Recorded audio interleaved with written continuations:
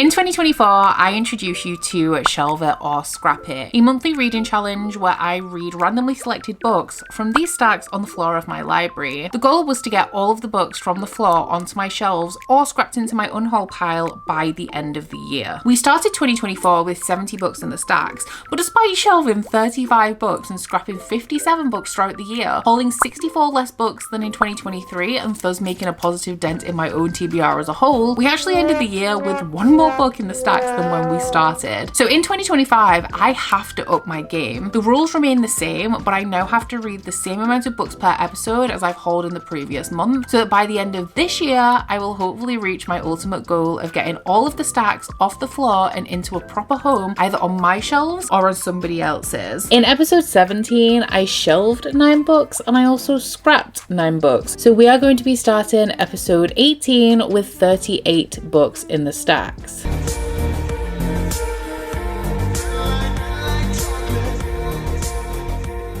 Hello my guys, welcome to episode 18 of Shelve It or Scrap It, and also happy magical readathon to those who celebrate. So if you guys are new to Shelve It or Scrap It, this is a vlog series that I do where I try and get all of the books from these stacks on the floor of my library onto the shelves through a process of reading and unhauling them or shelving the ones from the stacks onto the shelves if they are books that I want to keep. But episode 18 is a very exciting one for me because it is also the autumn equinox of magical readathon. I will leave a link to the announcement down below so you can maybe get acquainted with the readathon in preparation to participate next year. But it is essentially an RPG style readathon created by G over at Book Roast, where you create a character that goes to a magical university and studies there to achieve the qualifications that you would need to embark upon your magical career. I've participated in every round of magical readathon, and as usual when it comes to Shelve It or Scrap It, when we are in the months of magical readathon, we do combine the two, and I will be picking the books that I read for this episode based on the magical readathon prompts. Now I have already put a tentative TBR in my September TBR video, but that is subject to change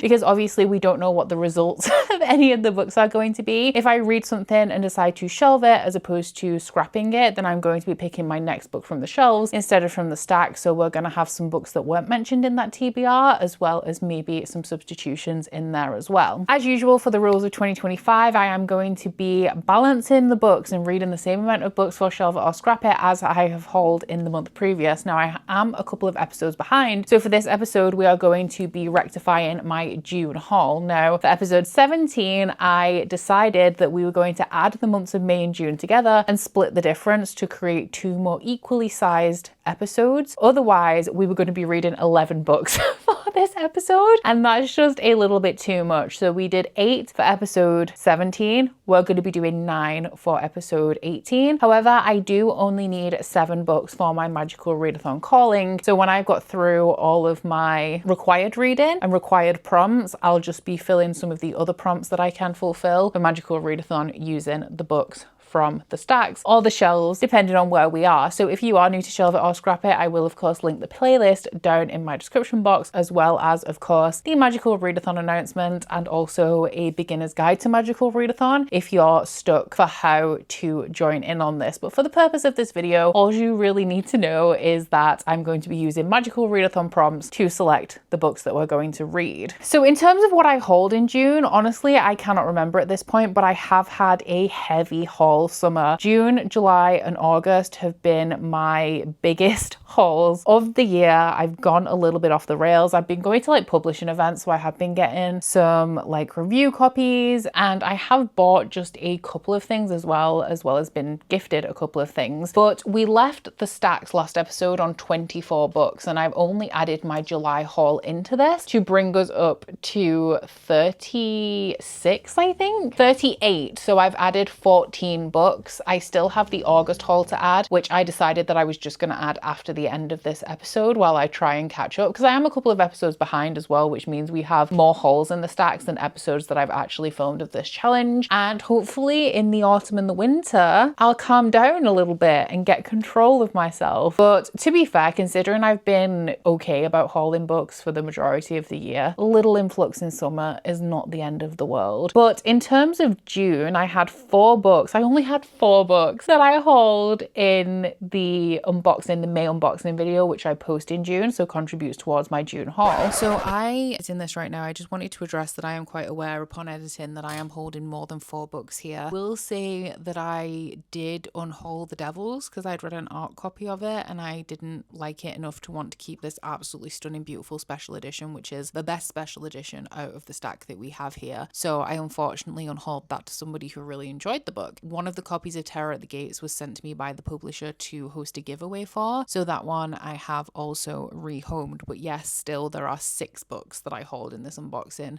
not 4. But then I had a promotional box sent to me by Penguin Michael Joseph that contained another 4 books. At this point, I have read and unhauled one of those. I did that in the last episode of Shelve It or Scrap It. And then I was invited to my first ever Fairy Loot event where I picked up a copy of The Listeners because I wanted to make the most of being able to meet Maggie Stiefvater and having a book signed. But the only other physical book I have from Maggie Stiefvater is an old beat up paperback of The Raven Boys. So I got her newest release, which is what the event was actually for, which is 11 in total. We have already in episode 17 accounted for 2 of those though. So we're going to be going in for 9 books for this video. So because I've already posted my TBR, I don't have to go through quite as an extensive selection process as usual. And I'm actually, you know what, we're just going to start with the very first prompt that I need. So I need an O in Elemental Studies.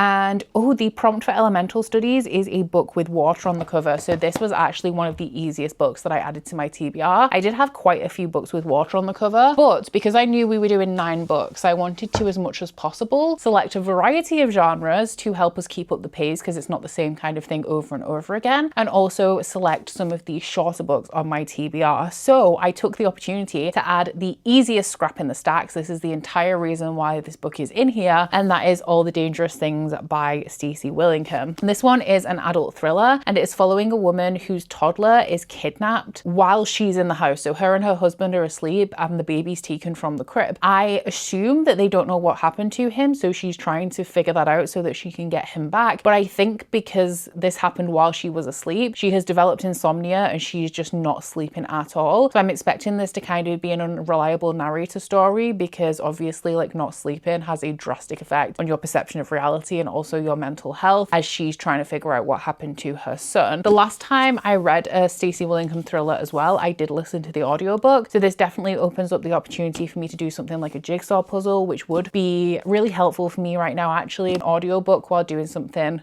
with my hands would be a really good way of like occupying my mind. I am currently doing sprints with my patrons. We're doing a little cozy weekend 24-hour readathon, and I really need to update you on All the Dangerous Things because I'm 2/3 of the way through this now. I think I've just hit page 200. Yeah, I'm on like page 202 and I've said absolutely nothing. One of the reasons why I'm procrastinating on this though is because I'm not a thriller reader, so I would never advocate that anybody takes my recommendations on thrillers because I'm just here for the vibes. If I'm having a good time, like if it's page turning, if it's taking me by surprise, if it's twisty, if I'm enjoying the narrative, then I'm happy. Like I'm not thinking about this too critically. So if you're looking for actual recommendations, this is not the place to be. I definitely recommend that you check out somebody who is a little bit more well versed in the thriller genre to actually find some decent recommendations. But I do think that Stacey Willingham is a really popular author, and she's one of those authors I think who continues to produce very not similar books, but like you know what you're going to get with Stacey Willingham. Is saying that I have read a Stacey Willingham before and I remember absolutely nothing about it because I am here purely for vibes, and you know what, this is delivering the vibes. I'm having a good time. I decided actually that I was going to read this physically, which I feel like is wasting the opportunity of an audiobook, but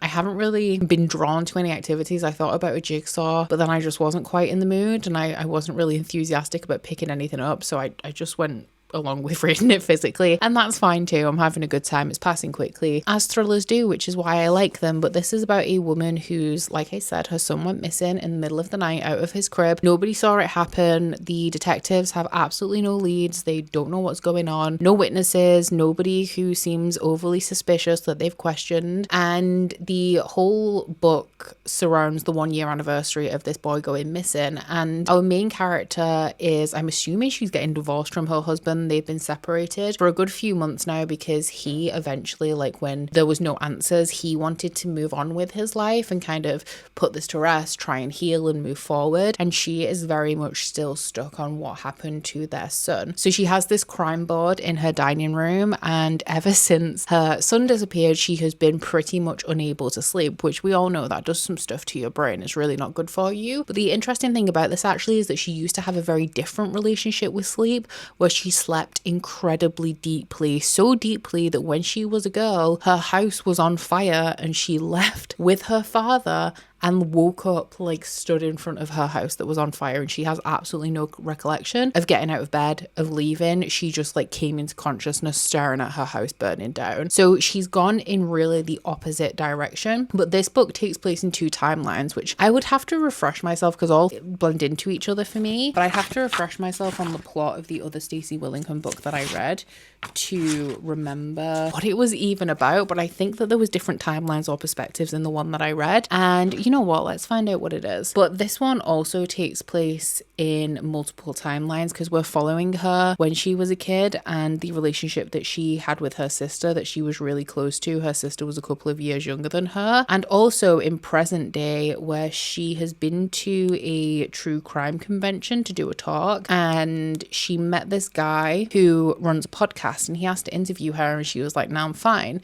But then as she goes on and she's like really running out of hope and leads, she does end up contacting this guy to interview her for his podcast because he's actually solved a cold case before, and he also has a personal reason to be interested in true crime because something happened to his sister when he was younger and nobody knows what happened. So that's his kind of like entry point into true crime as opposed to like a morbid fascination like a lot of people have. Let me have a look at this. You know what? The synopsis is familiar. It Was a Flicker in the Dark was the thriller that I read from Stacey Willingham, but I cannot remember how it unraveled. I gave it 3 stars. I remember being like moderately entertained. Like it was a good time. I'm guessing the twist wasn't revolutionary, which is absolutely fine, but I did enjoy it enough to be interested in picking up another book from Stacey Willingham. And I feel like at this point in this, I know where it's going to go. It is difficult because the reason why I like thrillers so much is because I know they're going to try and mislead me, and I love to try and figure things out. So they're going to try and make me believe things, but a little bit too convincingly because they actually want me to believe the opposite thing. So if this woman is like, oh, I sleepwalk and I don't remember everything, I'm like, well, okay, maybe there was some sleepwalking and you did a thing that you don't remember, and that's why there's no leads on this case. But then I think that Stacey Willingham would very obviously want me to believe that, so it must actually be something else. And as we get deeper and deeper into this book, we learn some more things about the main character and her husband and the way that they met, and also her childhood and her younger sister, that creates this very, very messy picture. But based on where we're at now, I think I figured this one out. I'm not going to tell you what I think, obviously, but I will confirm later on if I think I'm right. But it's definitely doing what a thriller needs to do for me. Like, it's entertaining, I'm having a good time, I'm just here for the vibes, and the vibes are providing, and that is why I'm not the girl to get your thriller recommendations from, because I don't really have any thoughts. So I just finished All the Dangerous Things by Stacey Willingham. I'm currently once again in Patreon sprints, and I really enjoyed this one. I did only give it 3 stars, but I do have a tendency to rate thrillers a little bit lower than I would based on enjoyment of like other genres, and that is because of my really unrealistic high expectations of thrillers. For me to rate them highly, they have to come together in this like perfect, almost unachievable way for me to be blown away or really pleased with the outcome of the book. This one in particular, I would say, came to a satisfying end. I was not right at all about the plot twist, not even a little bit, and I really feel like it went in a completely different direction than I expected. From what I remember of the other Stacey Willingham book that I've read, which honestly I remember nothing, I think that what Stacey Willingham does is that she introduces a lot of components into the book. So you're very, not necessarily focused, but there's so much kind of going on, so many little pieces of this puzzle, that your attention tends to be drawn to a certain part of the story, but then the actual resolution of the book tends to go in a very different direction. So this did completely take me by surprise. I was not expecting the outcome of the story and the way that it wrapped up, which is always great for me with a thriller. That is definitely what I want. But I do think with Stacey Willingham, my issue and why I don't rate her books higher than a 3, while I do enjoy them and they do surprise me is that there's so much going on that I feel like it's almost, I mean, it is intentionally misleading because that's the point, right? The book is trying to surprise you, but everything doesn't quite fit together in that perfect way because we have so many pieces. Some things do come together in a way that provides a really satisfying ending. Some things kind of just fizzle out. Some things are left unresolved. And because every single element doesn't play an intricate part in the whole picture, some of them are there purely for deception. I think that Stacey Willingham paints like a really rich portrait of life and how, yes, this person is suspicious because they have this thing in their past, but having this thing in their past does not mean that it has affected them in their present and would cause them to be a part of this greater mystery. So she has like really complex characters in that regard with a lot going on, all of which could contribute to the issue that we're handling, but doesn't necessarily. And I think because we have some of these elements very realistically not playing such a grand part or intricate part in the mystery as a whole, I'm not as satisfied with the ending because I actually want every single strand that we're exploring to be a very tiny, intricate piece of this wider puzzle, and it doesn't quite wrap up like that. I would definitely read more from Stacey Willingham in the future though. Like I said, when we're talking about thrillers for me, vibes only.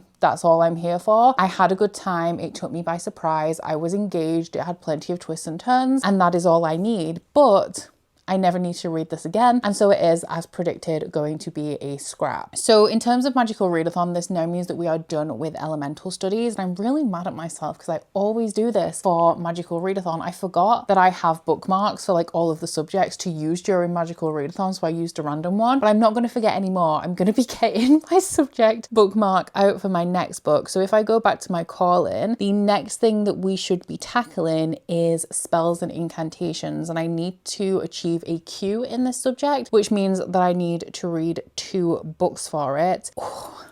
I've just seen what the second prompt is because obviously I've already picked out my TBR and I'm very excited to get to that one, but let's not get ahead of ourselves. We first need to achieve an O, and the subject focus is a charm, it's luck, and the prompt is to roll a d6 and then you have to read a book in that page bracket. So if I rolled a 3, I would have to read a book between 300 and 400 pages. I'm hoping that we don't get a 1 or a 6, because a 6, I'm pretty sure I would maybe have something around 600 pages. I don't think I have anything under 200 pages. In fact, I think a 2 would be a struggle. So we'd then actually have to go to the shelves and see if we can like read something from there to replace, you know? So ideally, I think a 3 would be great because it's the shortest, but a 3, 4 or a 5 is what I'm looking for. As I am currently doing sprints, I do have my dice already handy. I'm going to take the purple one out and we'll roll the black. Please. A 5. Okay, so that's not great. I mean, it could be better, but I do feel like I can work with this one. So I feel like our first step is identifying what we have that is in the 500 page margin. So I feel like Bury Our Bones in the Midnight Soil would be a good contender. This one is 535. I already have this one on my TBR for the next prompt that I'm going to be reading for, which is to read a book released this year. But obviously I have so many books that are released this year that I could use for this, that it would be okay if I use this one for this prompt instead. So this I think is definitely a strong contender because I do anticipate shelving this. And once again, if I were to shelve this looking for a book to read released in 2025, I once again don't think I would have a problem being able to pick one of those off the shelves. This one might be a little bit shorter. Yeah, that's in like the 450 range. Lady Hotspur might be like 6. Oh, does count. This is one that I'm putting off and I really don't anticipate picking it now when I actually have some free will. Dragon Rider by Taran Matharu. Also a contender. Once again, not something I'm super enthusiastic to pick up right now. This is the problem with like having a choice. I feel like I'm very heavily leaning towards Bury Our Bones in the Midnight Soil. This one is 588. One that I'm anticipating, but right now in this moment, I don't know. City of Dusk, I think this one's in the 400s. Oh, nope, 550 also count. Air of Storms, that's in the 400s. I'm pretty sure that Shield of Sparrows is 600. So if I'd have rolled a 6, it wouldn't have been so bad because I actually wouldn't mind reading that sometime soon. When the Moon Hatched. also fits. For the paperbacks, I feel like we have just a couple of options. This one only just counts. It's like 506 pages, which is Twin Crowns by Catherine Doyle and Catherine Weber. And I think that that is probably about it for the obvious ones. That one's 400. So my options, I guess if we also include the paperback, are these guys. And you know what? I think I am just going to go with V. Schwab because, like I said, it's going to be super easy for me to pick a book released this year to swap in place of this one. Whereas this prompt to read a book in the 500 page margin, I mean, I do have a lot of choice, but I don't want to pick any of these over this one. And then, I mean, if I were to scrap Bury Our Bones in the Midnight Soil, I can still read for the next one, like released in 2025. I still have A Song of Legends Lost. I still have The Everking because that's been Tradpub this year. Heir of Storms is this year. The Listeners, Rose in Chains, Shield of Sparrows. I have so many options. These two as well, although I think I have both of these intentively for other magical readathon prompts. So I feel like the best thing to do is to read the book that I really, really want to read. And you know what? I'm not the biggest V. Schwab fan, if I'm being honest. I love The Invisible Life of Addie LaRue, and one of my favorite series of all time is the Extraordinary series. I'm so excited for a third book to eventually come out. That is my favorite thing that V. Schwab has written. On the flip side of that though, I'm very, very ambivalent about A Darker Shade of Magic. I don't understand the hype with that one. And I also didn't like The Monsters of Verity. I read Gallant as well, I think, and I don't really have any thoughts on that. It was a very quick, forgettable read for me. But Bury Our Bones in the Midnight Soil is very, very promising because I'm pretty sure it's in a very similar vein to The Invisible Life of Addie LaRue. But in this one, we are following, and I quote from the tagline, toxic lesbian vampires. I thought originally that it was one vampire through different timelines and multiple romances, or a recurring romance with the same person that spans decades where they meet at different points in time. But I think from what I've heard other people say about it, that it's actually 3 different timelines and 3 different relationships. Regardless, I'm very intrigued. I'm hoping for a similar atmosphere to Addie LaRue. And I do think that based on what I've heard of this book so far, it's so pretty. It is going to be very much in line with Addie LaRue, which gives me a very good chance of actually liking this one. So I am 175 pages into Bury Our Bones in the Midnight Soil now, and I'm very happy to report that I am really, really enjoying this one. It's given like Interview with a Vampire, but with female leads, and damn, do I love Interview with the Vampire. Like the toxicity in that relationship, but the drama and the flair of it at the same time. I eat it up. I haven't read the book yet, and I do really want to. I know that there's some issues with like Anne Rice, but I do love both the movie and the TV show. So providing the same vibes in this book, but sapphic, is really doing it for me. So I think that the perspectives in here are actually connected, and we do have some crossover and mystery surrounding some of them, but we are following 3 perspectives at this point, 175 pages into the book. One of these perspectives we've only met once, and everybody else we know when they died. This other girl, she's called Lottie, I think, is a bit of a mystery, but our 2 other perspectives are Maria and Alice. Maria is back in the 1500s in Spain, and Alice is in Boston. We start off by following Maria, and she's actually the dominant character that we have been following up until this point. She is obviously, as a woman in the 1500s, her only value is in who she can be married to secure a better future, I guess, for her family. And so she decides that she wants to take control of this herself, and she lures this Viscount into becoming interested in her and asking for her hand in marriage, because she knows this is her fate anyway, so she wants it to be a good fate for herself. But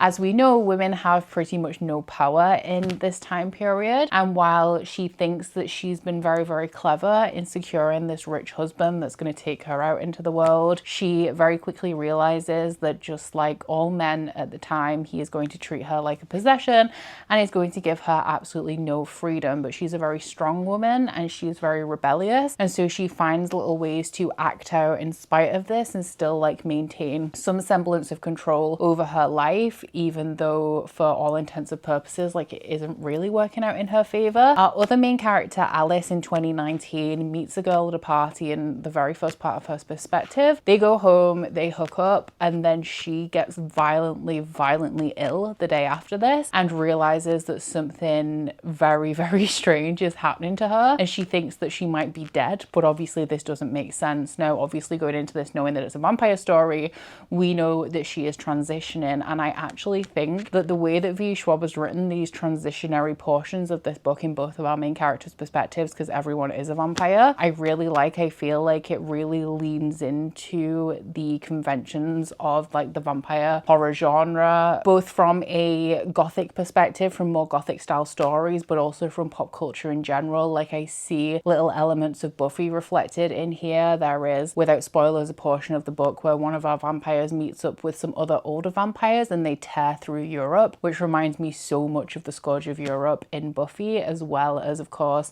the flair of Louis and Lestat in Interview with a Vampire, just rampaging through Europe. And honestly, vampires and European rampages are a real draw to me. I seem to like them in multiple different franchises. The atmosphere is great. It is definitely similar to Addie LaRue in that it is a much slower narration, because I feel like V. Schwab can lean into this more poetical, more slow, atmospheric story, or her other writing style tends to be very simplistic and very clear. I much prefer her slower, more atmospheric stories, although I would say that the Extraordinary series does fall into that other category. But I find it really interesting how she kind of can do both, and this one is definitely one that leans on the atmosphere. I'm really enjoying the characters so far. I really like their agency, especially when we come to the character of Maria, who, like I said, has found small acts of rebellion and ways to really retain her sense of self and her personality in a time period where everybody is really trying to stamp it out, and the independence that she kind of gains through vampirism and the way that she uses this as an excuse to kind of do all of these things that women aren't allowed to do, I am really enjoying, as well as the exploration of sexuality in the 1500s and also in a more modern era with Alice, who is kind of open about her sexuality. She's in a new environment at the minute, so she isn't going around like announcing that she's a lesbian, but she is a much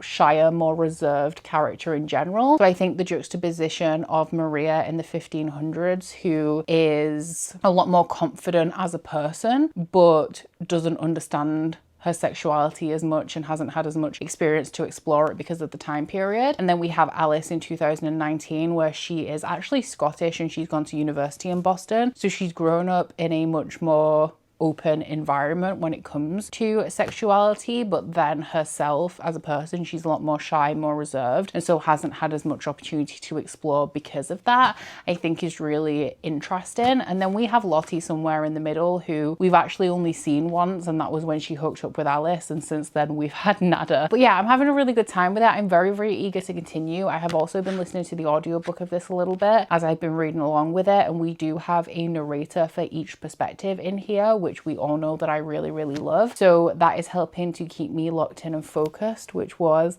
the theme of last week's vlog. If you missed it, I don't know if it was last week, but a vlog that I posted recently was centered around focusing techniques with reading, and immersion reading, which is listening to the audiobook and reading physically at the same time, is one of those techniques and has proved to be quite successful with this one. So it's been like 24 hours and I'm already a third of the way through this book, and as we get into it and the pace picks up, I'm not really expecting my speed to slow down very much, but it's good. Like, I'm glad I'm enjoying this one. I very much anticipated enjoying it, and I'm glad that I allowed myself to read it this month instead of kind of putting it off as I sometimes do with books that I'm excited to read. So I was just organizing some of the books that I have hauled recently, and I took something out of here to add Cry Voidbringer, because I've got my arcs for October, November and January next year lined up here, ready to filter into my TBR section when it gets to the months that I actually have to read these. But to get this in, obviously I did take something out, and it's left a gap here, which I'm pretty sure I have a book in the stacks that would fit that gap perfectly. Well, I mean, there's probably a couple, but I'm gonna go with Seven Faceless Saints by M.K. Lobb because it is quite a slender one. And I mean, it is going to ruin the alphabetization slightly, but at this point, I'm not even entirely sure that it matters. This gap seemed a lot bigger. Oh, Oh, God, I need to get a frame for that print. She only just fits, but she's in, and I am going to be taking out the biggest book in here next month, which is an arc of Firstborn of the Sun for October. So I am approaching the end stretch of this book. I'm on page 380, so I have about 150 pages left. I am aiming to read at least 100 tonight, but I may as well, if I do, carry on and see out the final 50 pages to wrap this one up. And I feel like when I get so close to the end as well, that is definitely something I'm going to want to do. But I will admit, in the last like 200 pages since I last checked in with you, I am enjoying this one slightly less. And I do think it is mainly because of one of our perspectives here, which is Alice. And I don't think it's necessarily because she is the most modern perspective, although I'm definitely enjoying the historical perspectives a little bit more. As somebody who does enjoy historical fantasy, Maria's perspective especially has been the most interesting. We have, like I said to you, I'm pretty sure I did say to you, I don't know, I'm doing 2 vlogs with this book, but essentially we got to the 1800s in England and I was like, please can we not? Because that's not a time period I'm interested in. Like, I could care less about Bridgerton. And it's not actually, you know what, there are things about the Bridgerton TV show that I really appreciate, but in terms of that time period, absolutely nothing about it interests me. That was a little less interesting to me than when we were in like the 1500s, for example, but I don't think it's because Alice's perspective is in 2019. I think it's because there is such a frantic energy to her perspective. It's full of like run-on sentences. It's almost stream of consciousness.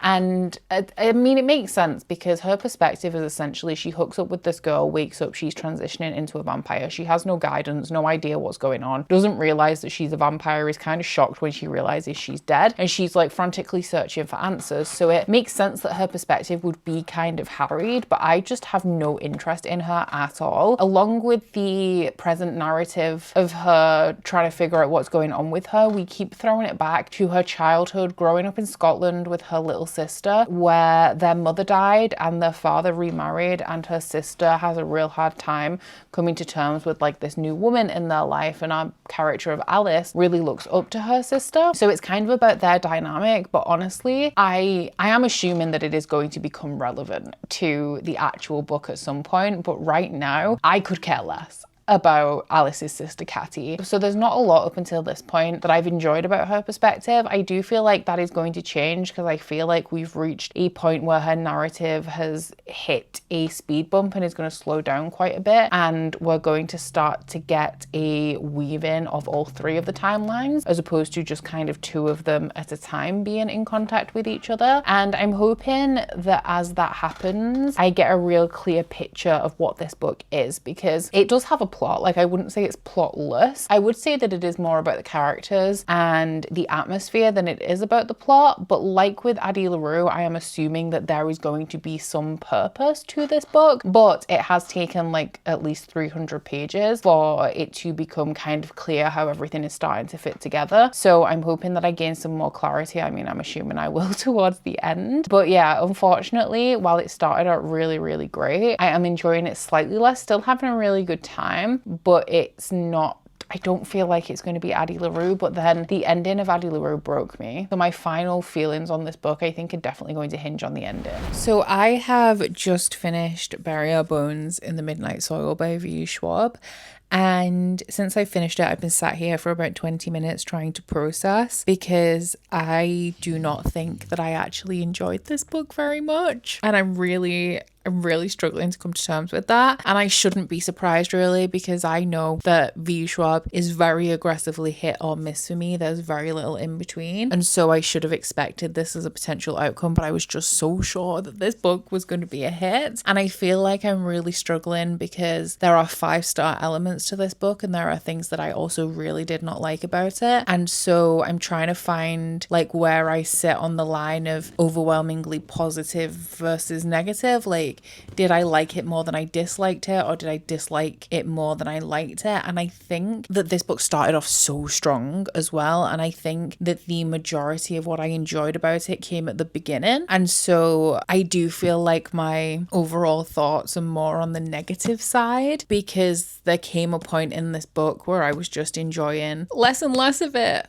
as it went on. And I do think that the biggest downfall of this book to me was Alice. I didn't like her at all, and these three perspectives that we follow are all interconnected, okay? And the driving force for me throughout this book was figuring out the connections between them, like why they are all relevant. And I don't feel like Alice fits seamlessly into this puzzle the way that I wanted her to. And I feel like she does have a very big role to play in the plot, I guess, of this book, or like the eventual outcome of these three narratives converging. But I don't think that her role is significant enough for the amount of page time that we got for her, especially because one of the reasons, or the main reason why I dislike her so much, is because of the way that she's written, with the stream of consciousness, with the run-on sentences. And given the role that she plays in the end, I don't think it justifies us needing so much information about her life, which felt so irrelevant compared to the other two narratives that we were following, because this is a story about vampires, right? And all three of these perspectives are vampires. I will give them that.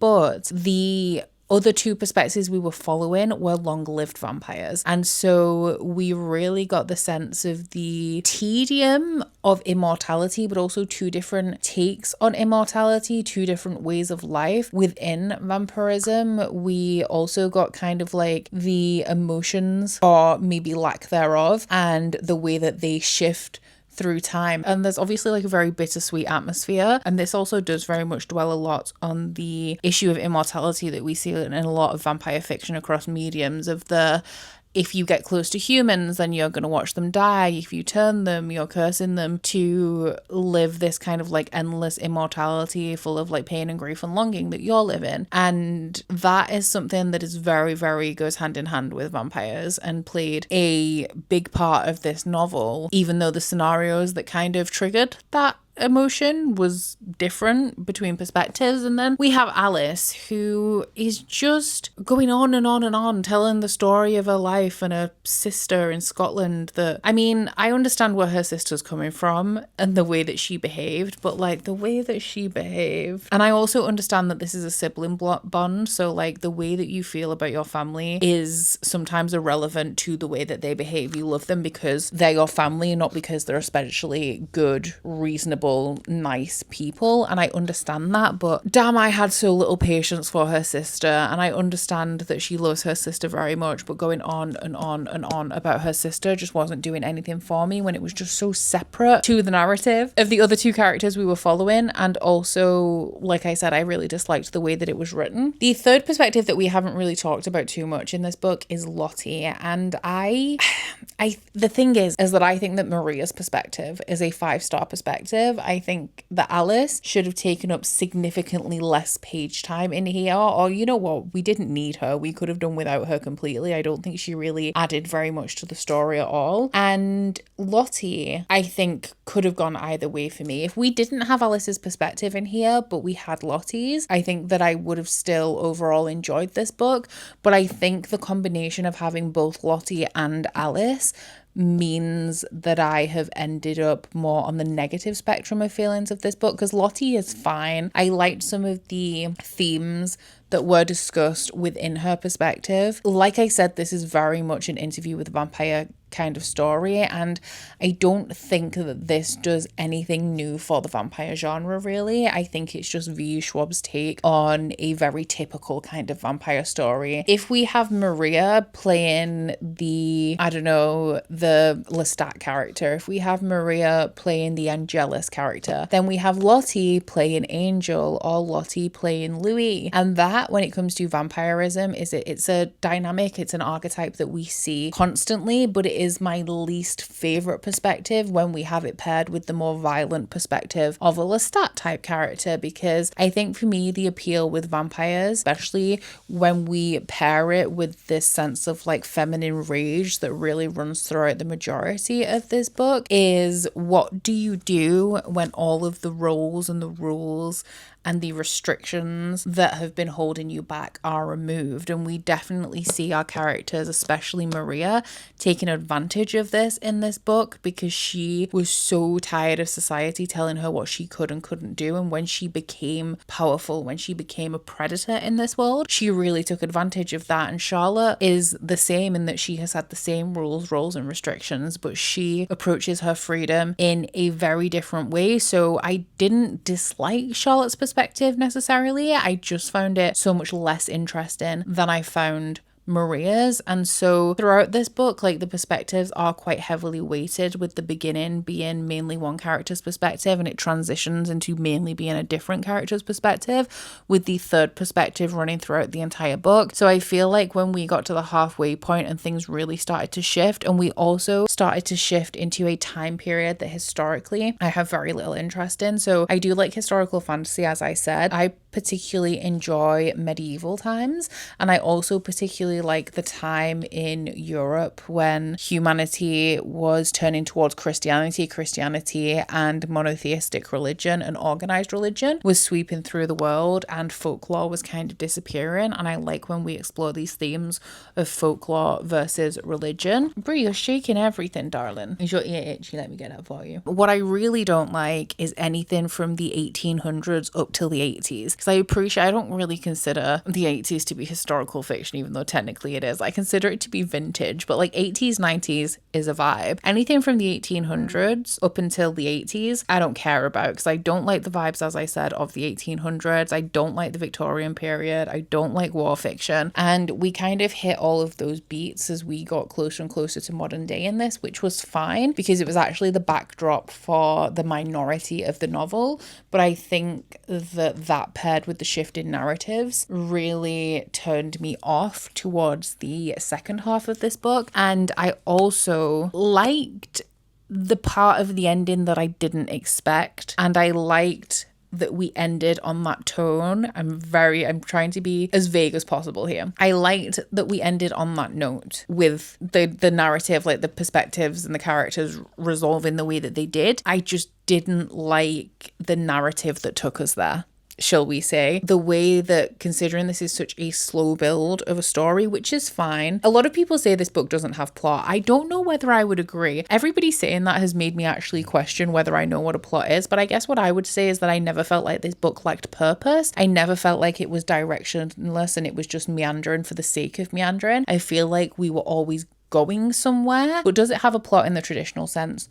Not necessarily. But I think that the pacing at the end of this book was very out of place in comparison to the pace of the first like 3/4, even more of the book. And I feel like the actual final note of this book, like the very, very end of it, was fine.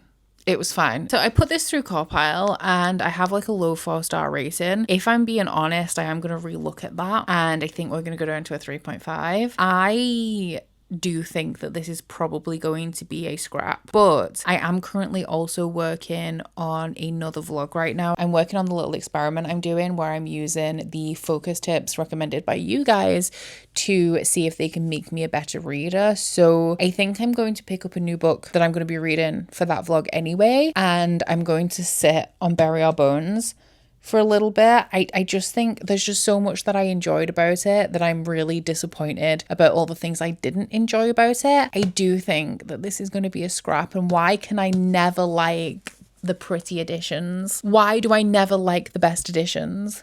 It's honestly a curse at this point. But yeah, I'm going to take a little time, maybe 12 hours, maybe longer, before I come back and give you my final verdict on that, because I feel like I need to emotionally just come to terms with my decision. I may be about to do something real stupid, because I think, against my better judgment, I may actually shelve Bury Our Bones in the Midnight Soil, mainly because I do feel like I need more time to think about this.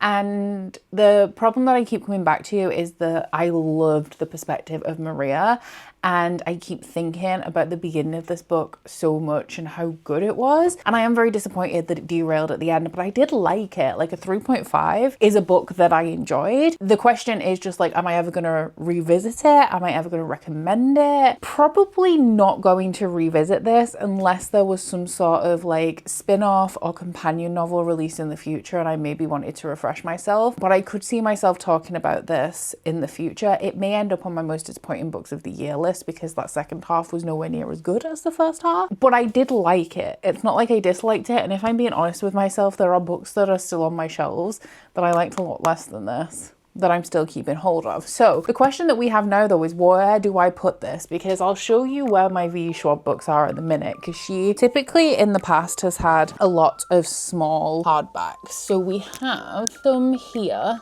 That's my second copy of The Invisible Life of Addie LaRue. If I'm honest, do I need 2 copies? Not really. But it's not that I love both of them so much I can't get rid of them. I don't like one of them any more than the other to decide which one to keep. This one I actually haven't read. It's the only V Schwab book I own that I haven't read. If I was perfectly honest with you, I don't really like the Dark Shade of Magic series, but I want to give it another go. And until I do that, these are sadly probably going to live on my shelves. As I said though, I do really love Vicious and I have a second copy of Addie LaRue, so I'll show you where they live. In the living room, you guys don't see this shelf very much, which is quite sad because it is arguably the best shelf that I own. This is a lot of my prettiest editions and also my favorite books. I haven't read The Diviners, but I have read obviously my favorite series ever, one of my favorite series ever.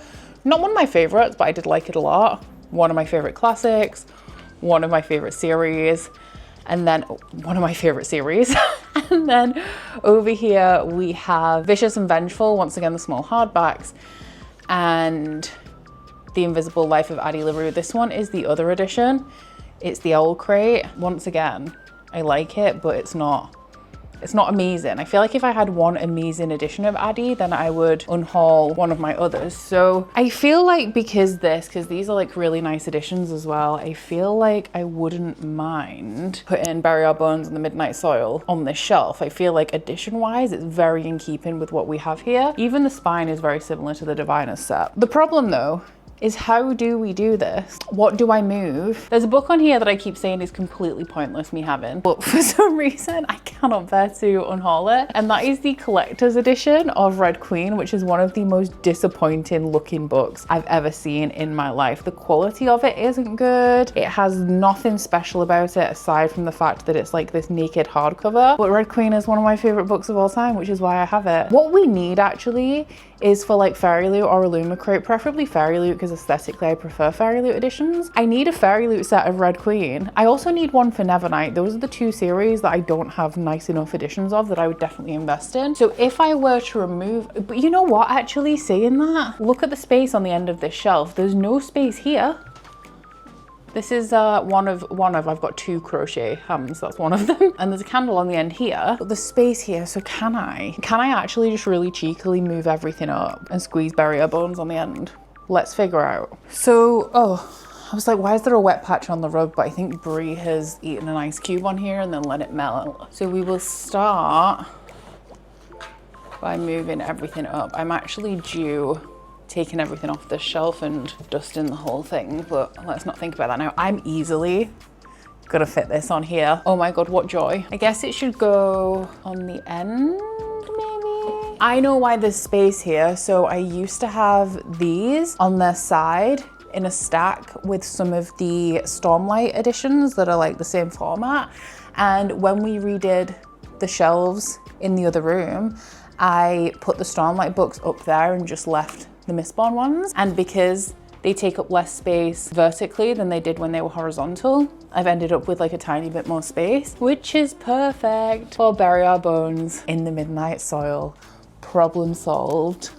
So for book 3 of this episode, we are now back to the drawing board and back to the stacks, and I have a decision to make, which is literally my least favorite thing to do ever, because we brought Bury Our Bones in the Midnight Soil forward a prompt, and actually I watched G's TBR video after I picked the book and realized that I'd gone the wrong way in terms of the dice roll. So she did say in the video, like, it doesn't matter which way you go, but I could have made this easier for myself, because if I rolled a 5, which I did, I could have gone between 400 and 500 pages instead of 500 and 600. And I went the 500 to 600 page route, which obviously meant that I read a bigger book. But it does mean that we have a little bit of choice with what we're going to read now, because we're on the second step of spells and incantations to achieve a Q, which is current spell trends, read a book released this year. Now, obviously, I got quite a few of those in here, although not as many since we've done these shelves and the rearranging of the stacks that we did. There's not as many as there was originally because I put a lot of them upstairs. But let us first identify what was released in 2025. So we have A Song of Legends Lost. This was a recent Illumicrate book. There's also The Everking by L.J. Andrews, which may have been originally indie published before 25, but this is the 2025 traditional published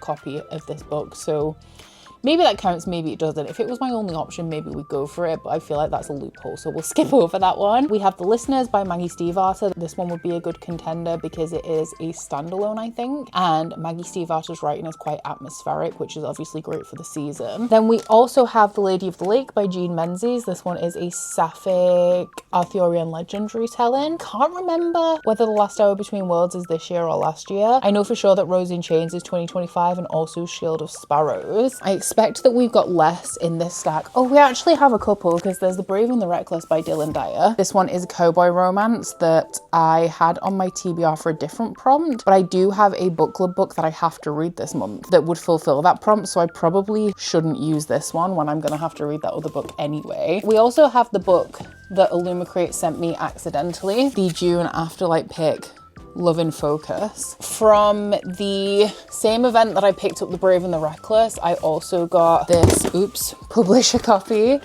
of All the Devils by Caitlin Wilson. I think this is YA and dark academia. So in terms of autumnal vibes, I feel like this one will deliver. And I actually think that's it for this stack. What I really want to be doing right now is keeping the pace up. I want to be reading like a mix of genres. So since I just read quite a slow, atmospheric, solidly fantasy book, I think I want to be mixing it up with something a little bit easier to read and a little bit lighter. Now, immediately I was drawn to these three. My heart was really going with All the Devils by Caitlin Wilson, but then I realized that while I picked this up at a publishing event on the kind of like proof table of 2025 releases, it is actually just the paperback of this that is released in 2025. I'm pretty sure that this was actually released in 2024. It does say first published by Michael Joseph in 2024, and I'm so sad because this seems like it would be perfect for the season and the mood that I'm in right now, and it leans into that little niche that I love. If you didn't see my 5-star audit video that I did recently, definitely check that out, because I identified a bunch of like subgenres and niches and tropes that normally indicate me rating a book very highly, and one of those was young adult, not specifically young adult. This can happen in the adult genre as well, but it tends to be young adult stories that have a little bit of occult magic or witchcraft, and it's because they remind me very much of 90s horror films like The Craft, which I adored like when I was growing up and when I was a teenager. So my heart wants to read this, but alas, it does not qualify. I'm so sad about it. So because I do want to go with something a little bit lighter, that does leave me with the 2 romances, because I'm pretty sure my options from the hardback is either A Song of Legends Lost, which I think is going to be, I mean, it's a really thick book and I think it's adult epic fantasy. The Listeners by Maggie Stiefvater. After not loving Bury Our Bones in the Midnight Soil, I don't think I'm quite emotionally ready to potentially not enjoy that book right now, because I got it signed and personalized at a Fairy Loot event. So I feel like we're just gonna gloss right over that. The others I'm just not quite in the mood for. Like, I feel like they've got a lot more going on that I really want to be getting into right now, but I'm also not super in the mood for romance September is a transitionary month though. I think the issue that I'm having right now is that since we hit September 1st, the weather in the UK has been so autumnal. We've had 2 thunderstorms in 2 days and I'm living for it. But typically we do have like a last heat wave in September, so it still feels like quite summery up until the end typically, which means that these would be a good fit. But right now my soul just wants to go for something a little bit moodier, so I'm torn. It would be nice to kind of lace some romance throughout this video though, but I do have a couple of other romances on here that I potentially want to be picking up. I might go for Love in Focus because this was accidentally sent to me by Illumicrate. They accidentally sent me the June Afterlight box instead of their regular June box, and when I emailed them about it, they were like, you can keep the book, it's fine. I just have it now, so I might as well try and read it, but I feel like I should try and do that while it's still kind of fresh on my TBR and I'm enthusiastic about it. Otherwise I feel like it's just going to linger as a book that I just kind of have. So we'll give Love in Focus a go. This one is a sapphic contemporary romance. Oh, we have a bisexual main character, I think, because the main character's boyfriend breaks up with her and she's ready to give up on her own romantic prospects until she's paired up with world-renowned photographer on a potentially career-saving piece on modern love. What is the main character's job? She's a columnist. I've just read Hotter in the Hamptons by Tinks, which does have a sapphic relationship in it, and it is between like an it girl and a journalist. So because we have like a columnist in here, I'm hoping it's not going to give the same kind of vibes. Just that book was entertaining though. I had a good time with it. It just wasn't like amazing. So yeah, we'll give Love in Focus a go. Maybe this is how we say goodbye to summer. I also really love the art style on this, which is why I'm actually drawn to it the most, because I think it's a really, really cute cover. So I just got out of the bath where I read pretty much half of this book. I'm just under because I think this book is 310 pages and I'm 135 pages of the way into it, and it's okay. It's nice, I guess. I think it's the writing style I'm having an issue with, because by nature it's a quick and easy read. It's a contemporary romance, but the writing style I would say is pretty basic. It's not really doing anything for me in terms of creating a immersive atmosphere. The characters are fine, but I don't feel like they're really coming to life on the page. So it's a nice, easy read, but I don't think overall this is going to be a keeper. It is a good palate cleanser, and I think I'm going to continue to read it because of that, but I don't think it is wowing me as a contemporary romance right now, which is like slightly sad because I did really like the setup of this, but I just don't feel like the writing is doing anything to kind of evoke any emotion in me, which I do think is integral when it comes to my enjoyment in a contemporary romance. Like above all else, the writing style in contemporary romances doesn't have to be like super elaborate, but I do have to feel connected to the characters and to the scenario that they're in and their relationship. Otherwise, like, what's the point, you know? Like, I feel like I have to have at least that level of investment. But this is following, damn, what are their names? Gemma is following Gemma, who has broken up with her boyfriend of 7 years, and he hasn't really given her a reason. They're actually engaged, and he hasn't really given her a reason why they've broken up. He's just like, I'm sorry, I don't want to marry you. So she moves in with her friends, and she's working on this big project for a magazine that she works for, and it's really integral to her job actually, because if the regular columnists aren't performing, then there's a chance that the magazine's going to pivot in a different direction that will result in some of them losing their jobs. And they've got a really talented photographer in to work on the pictures that are going to go alongside obviously the text for this article. And the photographer is our main character's ex-girlfriend from when she was in college. So there's a bit of a miscommunication issue in here because they both feel slighted by the other one, because Gemma feels like Celeste just kind of abandoned her and moved to South Korea without saying anything, even though they were in love, they've been together for a year. And Celeste, on the other hand, feels like Gemma abandoned her because she had to go to South Korea because her mother was really sick and she had to look after her. Now, in Gemma's defense, she didn't tell Gemma any of this. She did just leave. But Celeste came back 4 months later after she kind of processed what was going on and found that Celeste had moved on and was with, well, not another man, a man.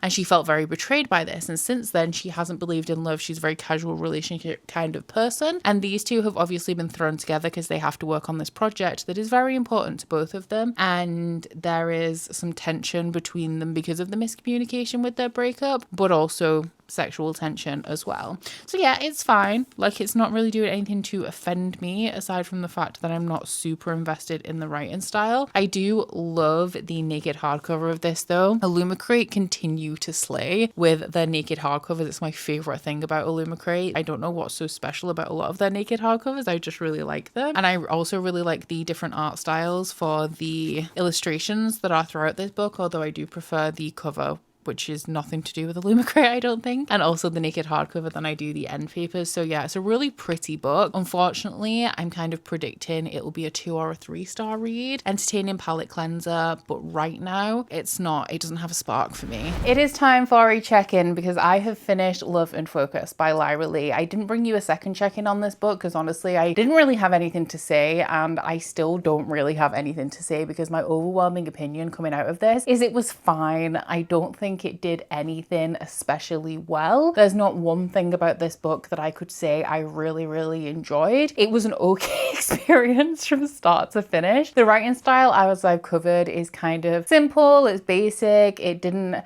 lend itself to any emotion for me. I didn't find it to be emotive or really especially engaging. The relationship between these two women is also fine. This is a spicy book in that it is explicit, but I feel like the temperature for me was just on the cool side the entire time because I don't feel like, once again, there was anything within those spicy scenes that kind of made me feel any type of way. The book is, I don't know if I would say it's heavily on dialogue, but I would say that the communication throughout this is a little too clear. Like, everyone is having a conversation about every little nitty-gritty part of their life to the point where I feel like everything in this book really unfolds in these really healthy, wholesome conversations that everybody is having with each other. And in terms of the romantic relationship, I do feel like it lacked a little bit of drama for my taste. And we know that I like my overly dramatic, overly angsty, unrealistic romances, for sure. Hands up, will admit that I am guilty. But even if it's not one of those types of romances, which this isn't by any means, I still want a little bit of drama, you know, like a little bit of tension, a little bit of something to make it a little bit more interesting, make me feel, even though I know because it's a romance, it's always pretty much going to end in a happily ever after. Like, I want it to make me feel like it might not. And even the kind of third act breakup kind of situation that we had in here was as amicable as possible. Like, I didn't find it dramatic. I didn't feel like any of our characters were particularly heartbroken after it happened. Yeah, overall this book was just a big fat nothing for me. I have nothing to report. I will say something I really genuinely didn't like about this is the really current pop culture references. I always feel a certain type of way about pop culture references in books. Like, sometimes you can refer to things that are timeless. Like, if you refer to Lord of the Rings has existed for decades, it will continue to exist for decades. So if you drop a little Lord of the Rings reference, then you know that is going to withstand the test of time. What is not maybe going to withstand the test of time is Chapel Roan. I mean, she may, but we're very early in her career right now, and our main character is a big Chapel Roan fan. I'm just thinking about, like, if, I don't know, I was reading a book that was written in the early 2000s and somebody was like, oh, I was like blasting out Holly Valance tunes. Like, who's Holly Valance? Nobody remembers Holly Valance. Like, Samantha Mumba. Nobody remembers Samantha Mumba. So yeah, I feel like things like that really date a book. Obviously not right now because this is super current, but it actually felt weird with how current this is because I obviously know that publishing happens in advance. Like, books generally tend to be published 1 to 2 years at least after they've been picked up. So the relevance of the cultural references in here were actually a little bit spooky, if I'm being honest, because they were so current. But yeah, as you can probably tell, this is definitely a scrap for me, but it does fulfill my magical readathon prompt for, was it Spells and Incantations? I know that the prompt was to read a book released this year anyway.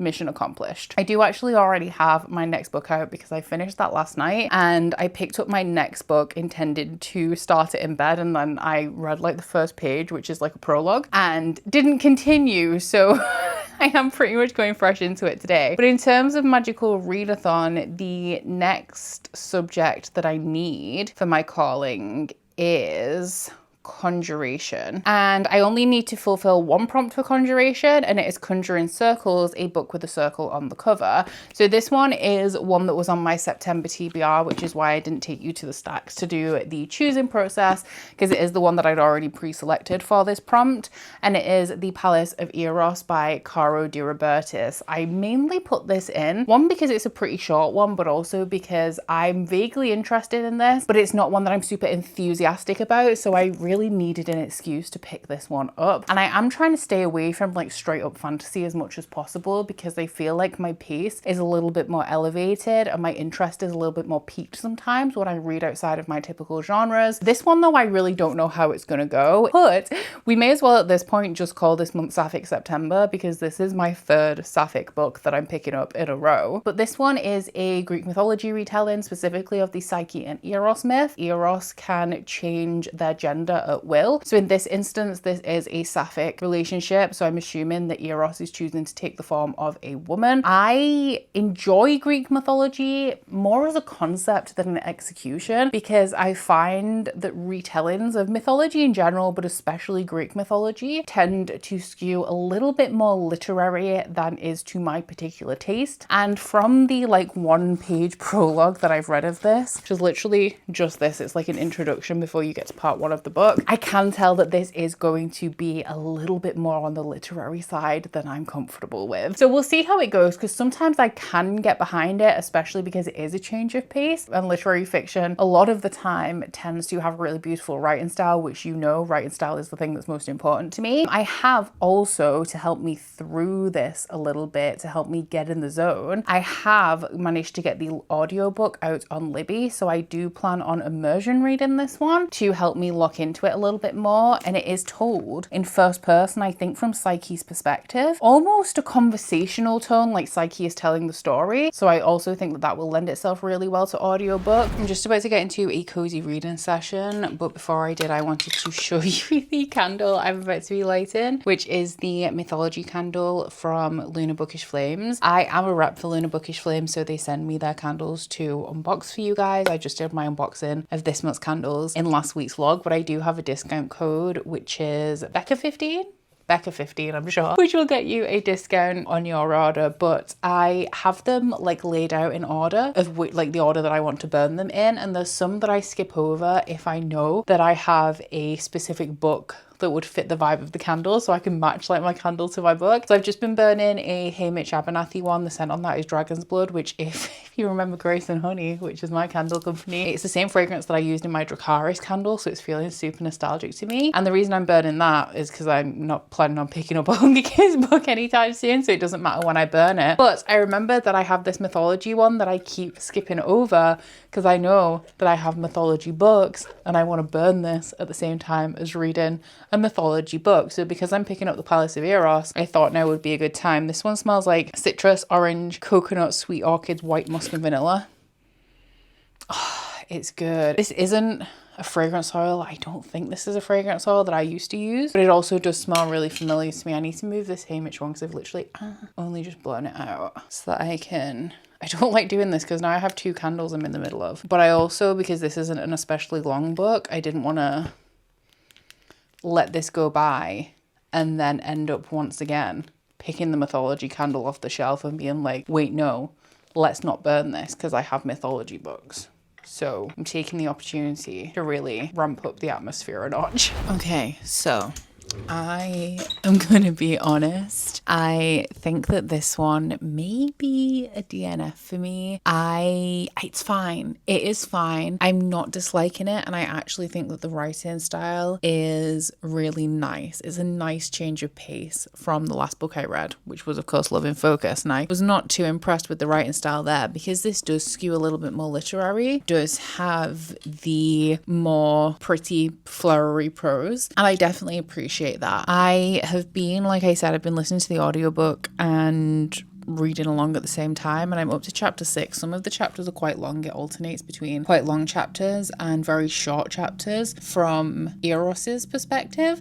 And something that I find really interesting in this actually is that both this book and Love in Focus alternates between first and third perspective depending on the character. So our character is Psyche in this, and also Gemma in Love in Focus are first person. There are dominant characters, and then the more love interest characters that we get less of, Celeste and Eros, are in third person, which much shorter chapters. I just thought that that was an interesting comparison with two very different books back to back. My problem with this is actually not so much a problem, it's just that I'm not super invested in it. I feel like if I continued on with this right now, it's feeling like a 3-star read, and I'll be honest, I just read a book that was fine. I finished it. Maybe I should have DNF'd that one. I know for sure that I wouldn't have been missing out if I had have DNF'd that one. And so I don't feel like right now I'm super tolerant to read another book that I just think is fine. I'm looking for something a little bit more engrossing, something that I'm actually a little bit more enthusiastic to read. And unfortunately, this one is not providing that for me right now. I am very much just bored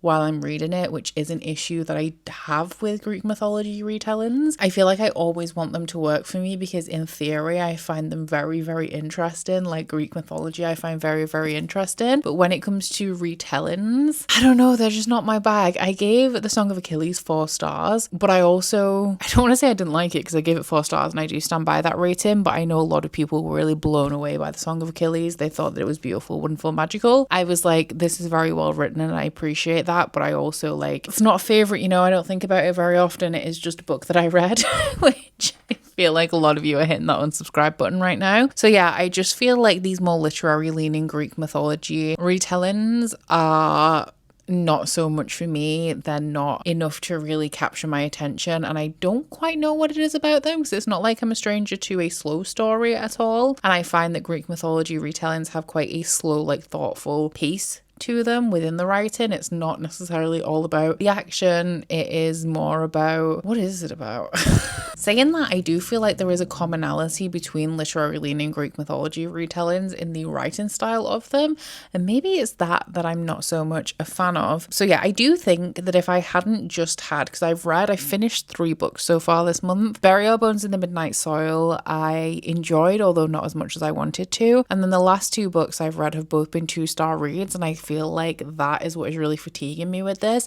If I'd come off the back of a book that I enjoyed a lot more, I wouldn't have minded a 2-3-star read, but I want to read something that I actually want to read right now, which we're going to see what that is, because I am going to be DNFing this. For Magical Readathon, you can't count a book for a prompt that you've DNF'd unless you use a scroll that specifically allows you to do that, and I actually do have a scroll. I got a free one from a live show for the end of the April round of Magical Readathon, but because we actually need to read 9 books for this video and I only need 7 prompts and I'm fulfilling 2 prompts outside of this video, I thought we might as well just go pick another book with a circle on the cover from the stacks, because I know from when I was making my TBR there are quite a few of them in there. Okay, so our first task is going to be finding everything that has a circle on it. I do actually think that the majority of them are towards the top of the stacks because I had them all out to build my TBR from. City of Dusk by Tara Sim. I had been avoiding reading this book for some reason for such a long time. Will today be the day that I stop? Guess we will find out. Technically, When the Moon Hatched has these little foiled circles that are supposed to be snow or sparkles or something, which I don't think I saw that first time around.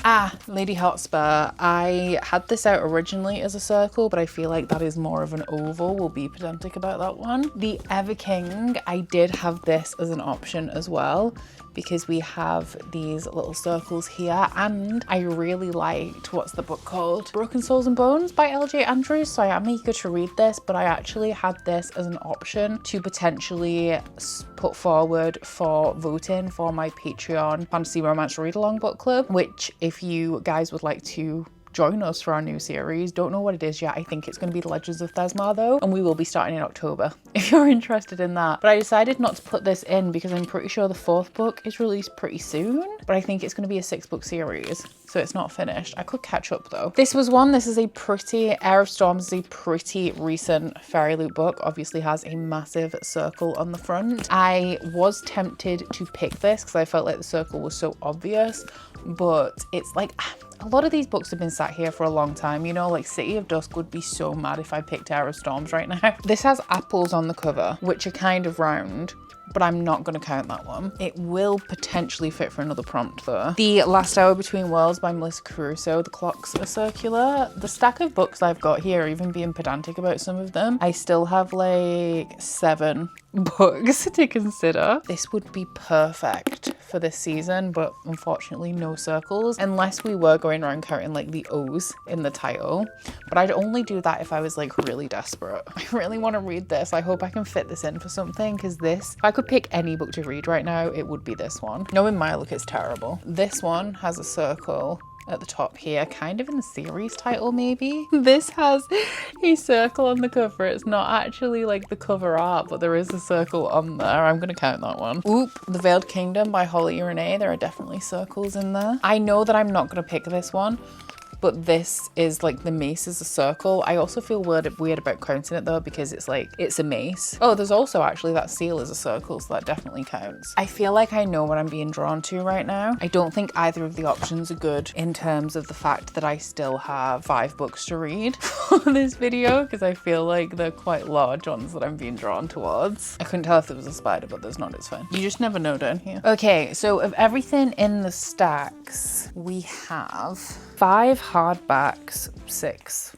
because this is a little hardback, and then 2 paperbacks. 8 books to choose from in total. Now, if I'm being honest, because I said I want to read something that I want to read, I've wanted to read this for a while. This is like a mystery thriller. It's more thriller, I think, but it's following somebody who is investigating like a murder or something. But Win from Literary Diversions recommended this to me a long time ago. So, well, like a year ago maybe. So when I found it secondhand, I picked it up. I think there's a couple of other books that are calling to me a little bit more, and they are The Ever King by L.J. Andrews and When the Moon Hatched by Sarah A. Parker. And I've actually been to a talk for Sarah A. Parker around the time that this was traditionally published. And I tried to read it, or I started to read it, but I just didn't have time. This was like something I was throwing into my TBR just because I wanted to maybe have read it before the event, and I didn't make it very far. And I actually wasn't having an amazing time with it. It was easy for me to put it down. So I kind of want to read this, but also don't want to read it in case, because like I said, I want to read something I want to enjoy. Like, that's what I'm in the mood for right now, something I can really get invested in. And I'm worried that this won't be it, but the sequel to this is probably coming out soon, and I probably should read it to find out if I want to get the Loch Library edition or whether I want to skip that. My other option is The Ever King by L.J. Andrews. This one is by the same author as Broken Souls and Bones. I think it's some sort of like seafaring pirate. Yeah, pirates, sirens, and fae. Pirates, sirens, and well, fae, yes. Pirates and Sirens, not normally my favorite, but I did really like Broken Souls and Bones. So I think it's between these two, and none of them have an obvious circle on. So I feel like they have circles on, but I'm just like a really pedantic person. So I feel like if I had to choose between this or this, when the criteria is a book with a circle on, then this is obviously more circular. But City of Dust is probably just going to go back on to my TBR to fight another day. I don't know what it is about Tara Sim. Tara Sim is one of those authors to me who, for some reason, even though I've heard good things about their books, something about me just doesn't want to pick them up. I feel like I should do The Ever King. I do have this out on Kindle as well. I got it before it was tradpubbed because I think the ebooks have disappeared now, and I believe that if you do that, then they don't take it away from you. Okay, we are gonna go for The Ever King by L.J. Andrews with a 4.12 average rating. I've already read from this author before and really enjoyed what I read, so hopefully this will also be a hit for me. This was sent, well, it wasn't sent to me. I picked this up at a Penguin Michael Joseph event recently, so thank you to Penguin Michael Joseph for inviting me. I do love to be invited, and this was one because I had an option of like what I picked up, and I wanted this specifically because of how much I enjoyed Broken Souls and Bones. So this one is about a king. Is he like a bad king? Okay, so he wants revenge against this guy who imprisoned or like killed his father. His enemy's daughter ends up breaking this kind of peace, or breaking him out of his prison, and so he wants to use her as a pawn to, I've just realized he's called Eric though. Vikings, Fae and Vikings. Okay, I really don't want this to be a Little Mermaid retelling, please God no. But anyway, he makes her a pawn in this revenge mission that he has against his enemy, so we'll give this a go. The circles are right here. They're subtle, but they're there. I know G would approve. G is all for bending the rules to make it work for you. Oh my God, hi. What was that? What am I doing tonight? Well, I'm so glad you asked because I am having a cozy reading night because I am very much enjoying my book. I'm past the page 100 mark now. It did take me, I want to say, like 60 pages to really get into it, but now I'm on page 118, which is chapter 15, and I am having such a good time. I don't want to speak too soon because I'm like a third of the way through this book, but at this rate, L.J. Andrews could be a new romantasy fave for me. I really enjoyed Broken Souls and Bones, and I'm now really enjoying The Other King. I know that she has another series as well. Actually, talking about that, what I didn't know is that this series is connected to that one. So I think it's the Broken Kingdom series is already completed, and this one I think is set in the same world. I think it's at the beginning of this book. Oh, also, I have a printing fault with my book. So the very first page is like the prologue, and then it's only because I was looking how many pages this book was that I noticed. But if you go to the back, it then has like the map and the content warnings and stuff that should be at the front, and I know it should be at the front because it's in the front of my Kindle edition, and it also has like the publishing credit page thing in the back as well. So this is definitely a misprint, but the author's note says it's set in the same world as the Broken Kingdom series, bringing the Fey Vikings of that series some sly pirates, bone ships, and sea shanties. So I think that they have some characters in common, but I don't think it's incredibly crucial that you read the Broken Kingdom series first. And actually, I don't think that one's been traditionally published yet. I still think that that's an indie. I mean, ideally, I would have read that series first because you know how I like to do these things in order. But, you know, I started Claire Sager out of order. I'm sure that I can deal with starting L.J. Andrews out of order as well. The reason why I struggled to get into it is actually, I feel like the same reason why I struggled with the beginning of Broken Souls and Bones. The magic right now doesn't make the most sense to me, and the way that it's kind of introduced I feel like wasn't sticking super well in my mind. But I also have said before, like, the beginning of a fantasy series for me, in one ear out the other, because without the context of like knowing a little bit about the characters, about the world, without getting into it a little bit, like I cannot retain any information. But we're essentially set in this world where there's the sea fae and the land fae, and they have been at war, but the Everking,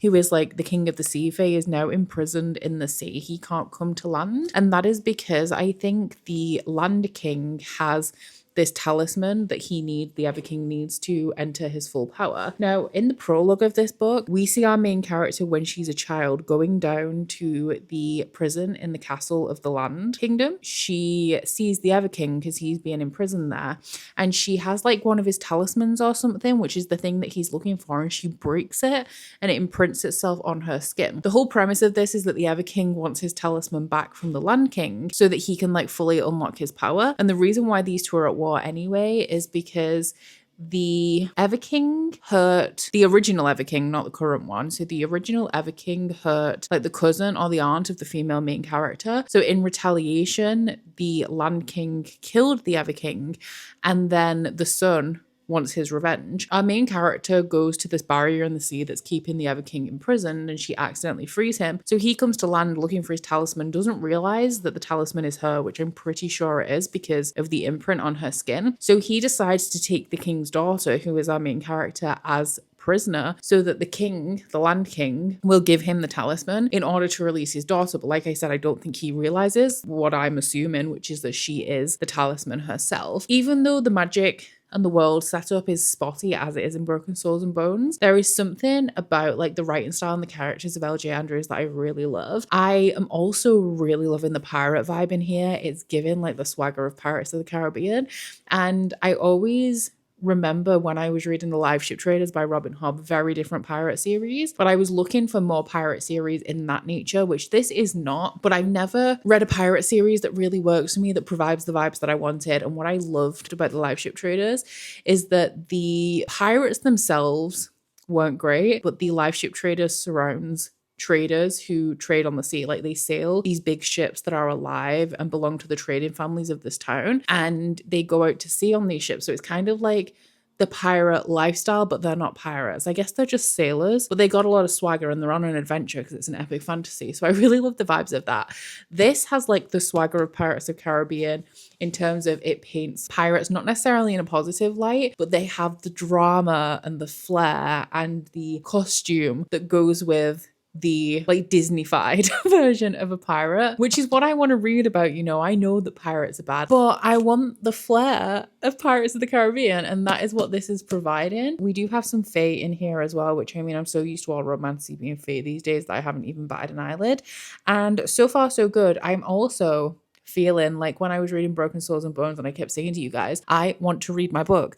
I don't want to work. I don't want to have to go out and do these things. I want to read my book. So now I'm going to read my book. I have just posted my focus vlog, actually. It's just gone live. But I think I'm going to employ some more of those tactics. I think I'm going to do like, I'm going to reward myself. So I'm at like 30% now. I'm going to read 10% and then play some Fortnite and then 10% and then maybe some Dead by Daylight and just see how much I can get read. My work day is finished. I've had my dinner. I've done my exercise, gentle, chill exercise day on a Thursday. We've done some yoga. It's cold. We've had our third thunderstorm in a week today. I'm living my best life. So I'm just going to curl up on the couch. I'm going to go out and walk Brie in 30 minutes to an hour. But around that, and aside from that, I'm just going to read my damn book. This was such a good show. I'm so glad that I picked this one. Hello, I'm feeling a little bit worse for wear today. My hormones are kicking my ass, but the show must go on. So I'm currently doing Patreon sprints. I'm alternating today between like doing some work, making graphics on my iPad while listening to an audiobook. And then in the following sprint, I am reading the Ever King. So I have a new update for you because I'm on page 260 now, which is about 65% of the way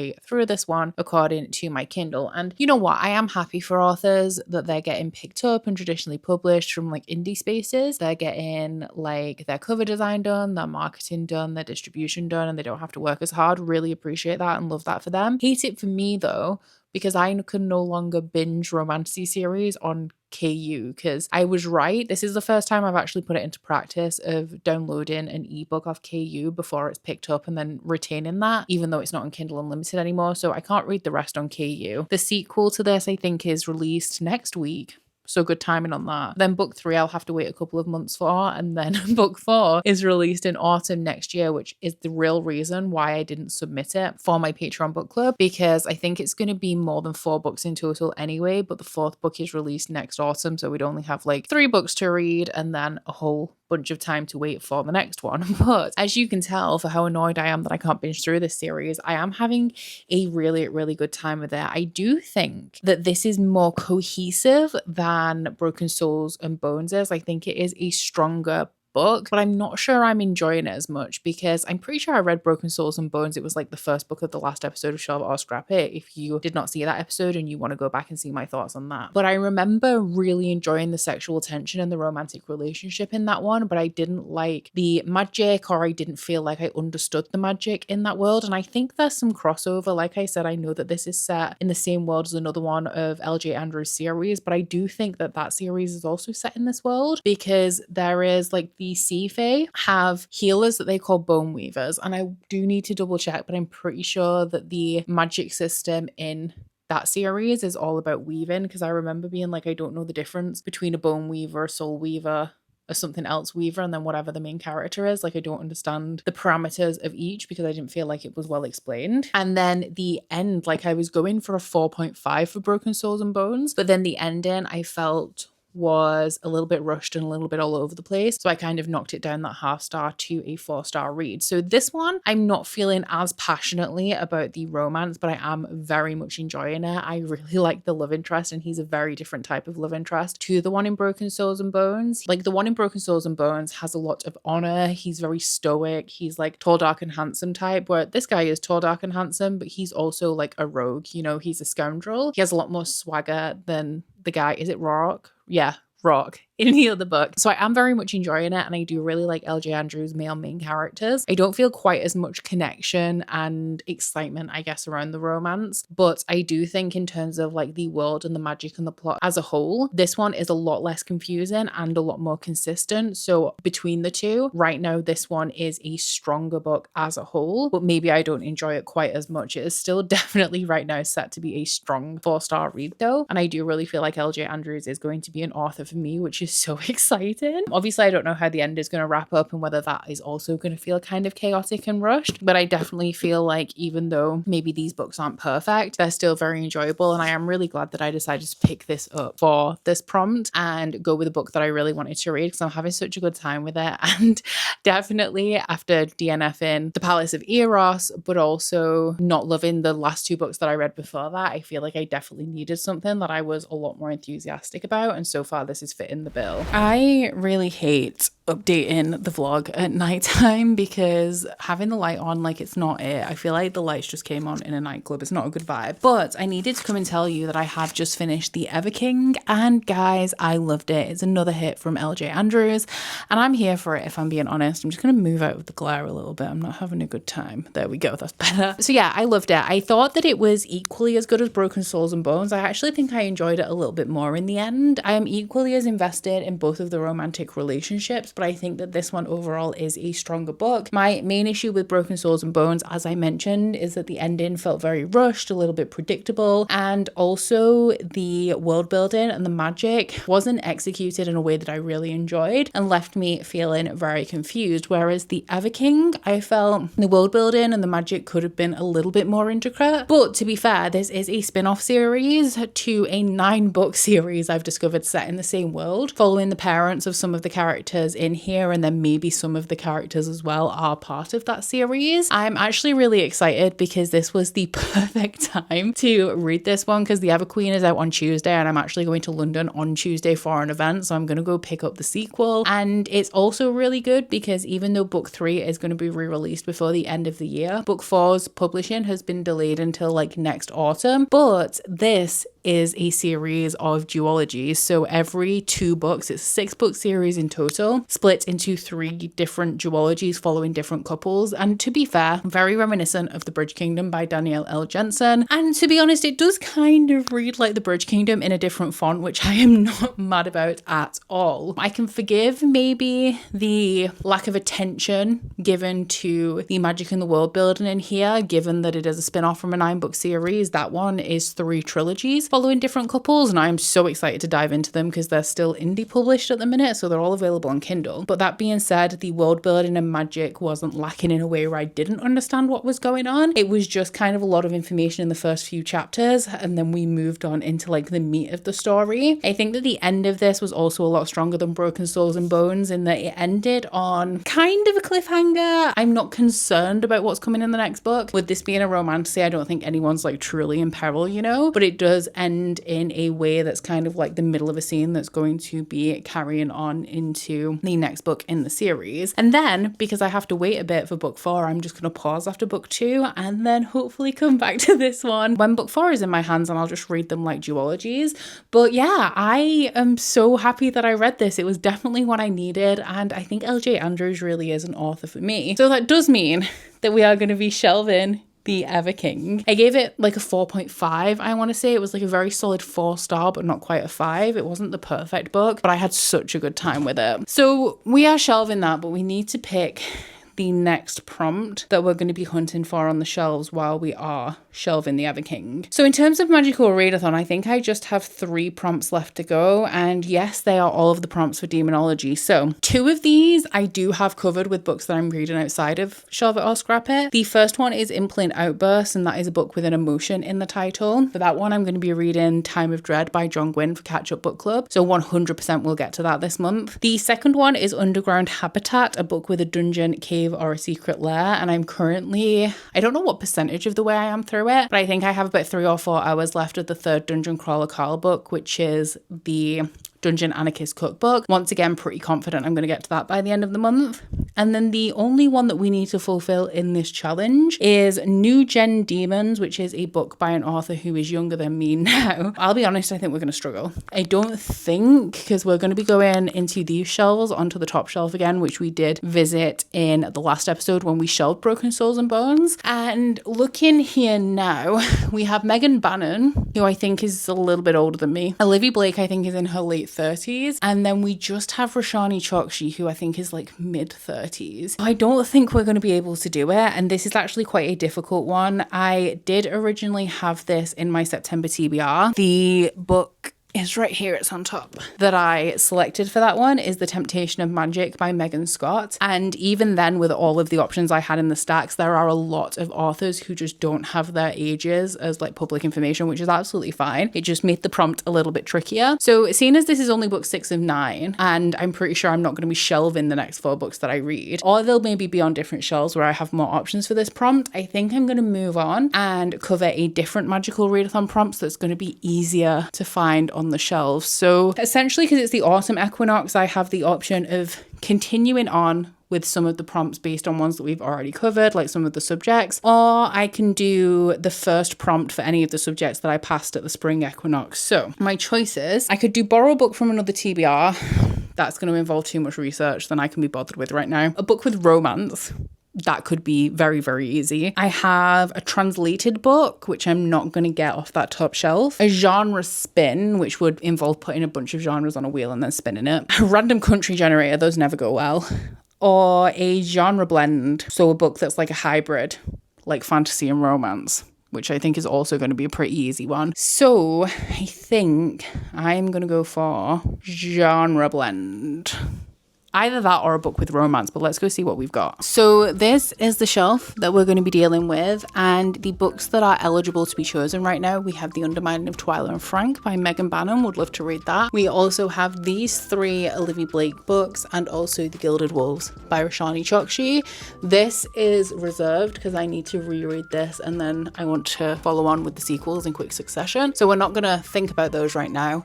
And the same for the Atlas 6. Actually, I've read the Atlas 6, but I want to reread it to move on. So with that being said, I would love nothing more than to read The Undermining of Twyla and Frank right now, but that's pretty much an instant shelve, which in some cases is fine. But last episode, I did scrap Masters of Death by Olivia Blake, but in my unhaul, I said that I was going to put that to the side for a little bit because what I felt, because right now I own all of Olivia Blake's books in some sort of nice edition. So I thought it might be a good idea for me to read more from Olivia Blake, specifically one or more of these ones. And if I like them, maybe I want to keep the full Olivia Blake collection. If I don't, I'm okay scrapping the ones I don't love and keeping the ones that I do. This one is like Succession, but fantastical. Very eager to read this one because I love that premise. But I don't know for sure that it has romance in, and I don't know for sure that it's a genre blend, except maybe fantasy sci-fi. These two, however, are both romantic, so I would count them. I think this one is still fantastical, but I think it's like Olivia Blake's take on a more traditional contemporary romance. And this one is like a West Side Story kind of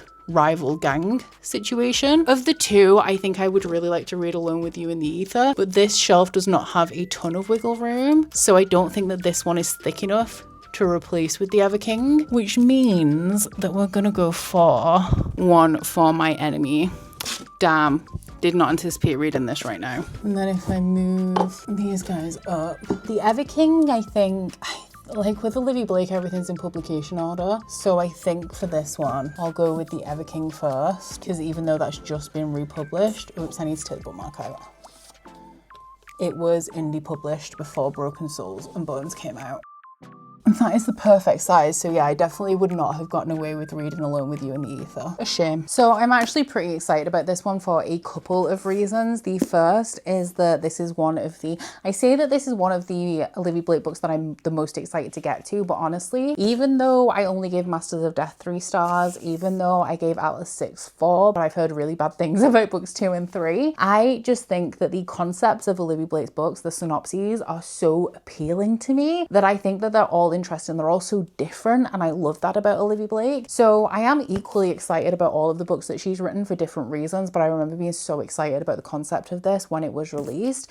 And also, all of Olivia Blake's books are super autumnal. I'm really excited for Girl Dinner to come out because, once again, sounds amazing. And this one is the Waterstones edition, so the Atlas series. I can't remember what it's called. The Atlas, not the Atlas Complex, because that's the book. Whatever that series is called, they're all Fairy Loot editions, and then the rest of them are all the Waterstones editions. editions. So yeah, this is a Romeo and Juliet West Side Story kind of book. It's also pretty modern, I think. It's contemporary New York City. I love contemporary fantasy with a witchy element, and this literally says in New York City, two rival witch families fight for the upper hand. So one of them, their mother is known as Baba Yaga, so we have a folkloric element in here. So that side, those witches are an elusive supplier of premium intoxicants, and then the other side are the Fedorov brothers who serve their crime boss father, and everything kind of comes to a head when fate draws together a brother and a sister from either side. So I think I'm going to count this one for the genre blend as a mix of, I mean, it's a mix of fantasy and contemporary to start off with. I feel like all of Olivia Blake's books are a little bit of a genre bend, but I do think that this is going to have a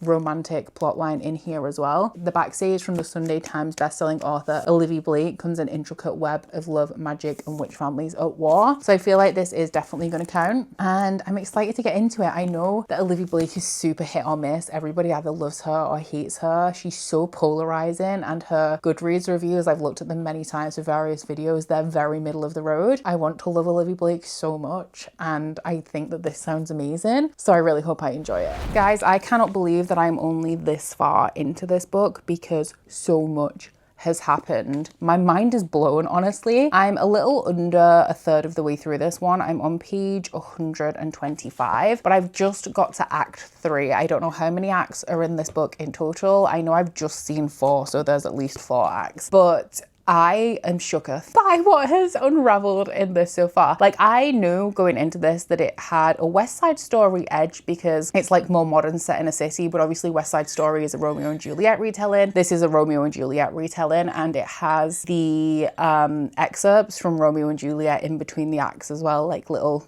snippets and quotes. So definitely Romeo and Juliet vibes. Obviously, I know the story of Romeo and Juliet. I do actually really like Shakespeare. I don't read Shakespeare as often as I used to, but I just love the drama of Shakespeare, and this is definitely delivering on that drama. So I really like this because it does fall into that niche of contemporary fantasy with a little bit of a witchy, occult kind of twist to it. Reminds me a little bit of things like All of Us Villains by C.L. Herman and I think Amanda Foody, and also, oh my god, what is that one? An Unkindness of Magicians by Kat Howard as well. It has those kind of vibes where we have these magical families that are coexisting with mortals, and everything that they get up to is of no concern to the mortal realm. But we follow the daughters of Baba Yaga, who have this magical apothecary. They make like bath bombs and hand creams, but they have a little bit of zip, a little bit of pizzazz in them. And they also, in the background, kind of deal drugs. Like, they're looking to sell intoxicants on hallucinogenics, I think specifically, to college students. And the other family we're following are the sons of Koshai the Deathless. So we have 2 folkloric figures as the matriarch and patriarch of these families, although they're not actually those figures. They're just like the names that they've taken up to present themselves to, I guess, like not the public, but it's, especially for Koshai, it's like the name that he hides behind, because nobody really knows his true identity aside from those who are in the know, which is all of the main characters of this book. They used to be friends when they were in relationships. So when Baba Yaga was married to her husband and Koshai had his wife, their families were all friends, and the 2 men of the families used to do business together. However, Koshai's wife died and Yaga's husband died, and since then they have decided to go their separate ways because Baba Yaga wanted to be the strong, powerful woman, which I support, and wanted herself and her daughters to have this empire that was not reliant on men in any way. So since then, the families have been rivals, and Baba Yaga's business has been thriving while Koshai's has been failing a little bit because his front is a shop that deals in magical furniture and like cursed items, but his shop is by appointment only, so it's like more exclusive, where Yaga is like completely open to the public. Baba Yaga has 7 daughters, but we are mainly following 2 of them in here, and that is the oldest, Maya, who is the, not like necessarily the spitting image of her mother in terms of looks, but in terms of personality, she is her mother's protege. She's in her early 30s at this point, but ever since she was like 18, she has been her mother's left-hand woman. She looks after all of her younger siblings. She has sacrificed a lot of her childhood to be the most responsible responsible one out of all of them. And her mother has decided that it's time for the youngest daughter, Sasha, to be brought into the family business. She is also 18 now. She is studying at NYU. Yaga wants Sasha to be the person who negotiates this deal to sell these drugs to college students because she's perfectly situated as a student in the college. This book starts off with Maya approaching the elder son of Koshai and accusing him of stealing drugs or like whatever magical supplements that it is that they make from Yaga's company. And there's actually a curse built into some of the drugs, so she makes him take one, and if he has an adverse reaction to it, that means he's guilty, and he does. He is the traitor, which leaves him in a coma. Now the two other brothers obviously take great offense at this, so they are looking for information to get back at Yaga and her 7 daughters. So Roma, who is the middle son, tells his brother Lev that he has to go hang out with the college kids, see if he can find out any information on the drugs that are being sold to the college students so that they can try and destroy the Yagas. I call them the Yagas as though that's their actual family name. I think it's Antonov. No, it's the Fedorovs and the Antonovas. So the women are the Antonovas. But now the Fedorovs obviously want to take down the Antonovas. So Roma tells Lev to go infiltrate these college students, and he walks into a bar that Sasha happens to be at, and they hit it off immediately. Like, their chemistry is fire. And at the end of the night, he realizes who her mother is and what family she belongs to, but his brother is kind of pushing him to still keep up this relationship, to seduce her, to get her secrets, and Lev goes along with it. However, the problem is that the seduction of Sasha is not a ploy. Like, it's very, very real to him, and he is very much struggling with the fact that he is falling in love with this girl, and their families, like, it's just never going to work out, because these families at this point especially have irreconcilable differences. So I'm definitely living for the drama. That is a big draw of this for me right now. There is a massive event that's just happened in this book that I've not covered in that synopsis because I do not want to spoil it for you, but it's something that definitely shook me. Even knowing the story of Romeo and Juliet and how this particular event plays into the storyline, I was still shocked when it happened, which is absolutely key for me in a book, like the ability to surprise me and blow me away, which this very much did. But then we also have Olivia Blake's writing style, which I do really enjoy. I feel like sometimes, maybe especially with like Masters of Death, honestly, Masters of Death was just not a story for me.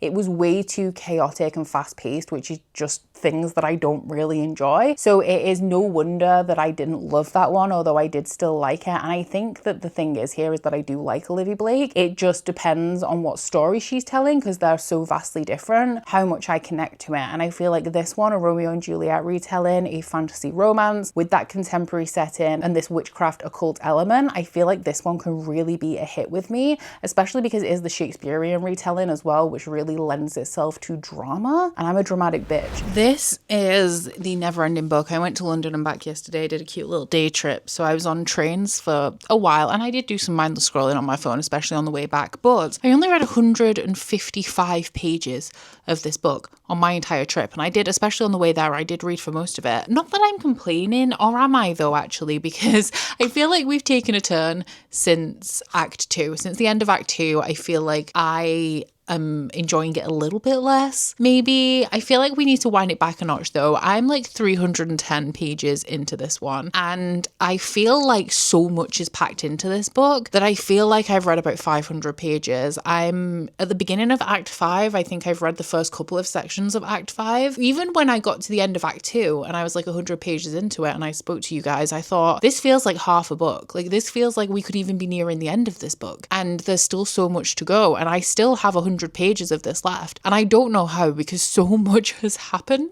Like I said though, my enjoyment may have waned a little bit because I do feel like it has been a little bit chaotic since the end of Act 2, and something that I'm really disappointed by actually is the lack of poignancy to some of the events in here, because we are using our witchcraft in ways that is kind of jeopardizing the storyline for me. I don't want to spoil anything for you guys, but I do kind of want to indicate maybe what is going on here a little bit. So I want to say the resurrection trope is heavily utilized in this book, and I'm actually really upset about it. It's one of my least favorite things. Sometimes I feel like I can forgive it in like a romantasy series, but that's more like, I know that the love interest isn't going to die anyway, so to be honest, just don't bother trying to kill them. Just what's the point? You're only going to bring them back. But then in something like this, where I feel like we're going for a bit of I don't know if this is strictly a retelling or whether it's just like heavily inspired by, because we don't seem to be following the plot beats of Romeo and Juliet anymore. We have this like two rival family situation going on. There is a lot of interaction romantically between the two families though that keeps unfolding the further the book goes on. I will say that we do have the Shakespearean level of drama in here, and it is the drama that is carrying me through this, but I feel like there's not a lot of consequences for people's actions, but then people are getting all bent out of shape over some of the things that are happening when it doesn't actually really matter anyway. That I'm struggling now at this point to be as invested in this because I don't feel like anyone's really taking it seriously. Therefore, I'm no longer taking it seriously. So yeah, I feel like we've gone a little downhill in the last 150, 200 pages. I do still really like the writing style and the atmosphere though. I just wish there was a little bit more weight to the actions of this book than there currently seems to be, but the level of drama is still unparalleled and I'm always here for the drama. One thing I say about my favourite series ever, which is Red Rising by Pierce Brown, is that it has a Shakespearean level of drama that I adore, and with this being directly tied to Shakespeare, this also does have that. I just wish the plot was playing out a little bit differently. So I mean, I'm aiming to finish this tonight, but 100 pages could take me 3 years at this point. I have no idea how this book is doing it, but it feels like a book twice its length, and that's not even in a bad way. It's not like it feels like it's dragging on forever. I just don't know how so much is being packed into so little pages without it feeling underdeveloped in any way. Like I feel like I'm reading a book, like I said, twice its size, and it's really just a very normally shaped book. It's also taking me a long time to read as well, but it's not dense, and I feel like when I'm in it, I'm in it. How big's the text? Because I am reading a ebook. Not small, very reasonably sized font in here, so I don't know what's going on. It's a portal to a time warp, or a time warp in itself.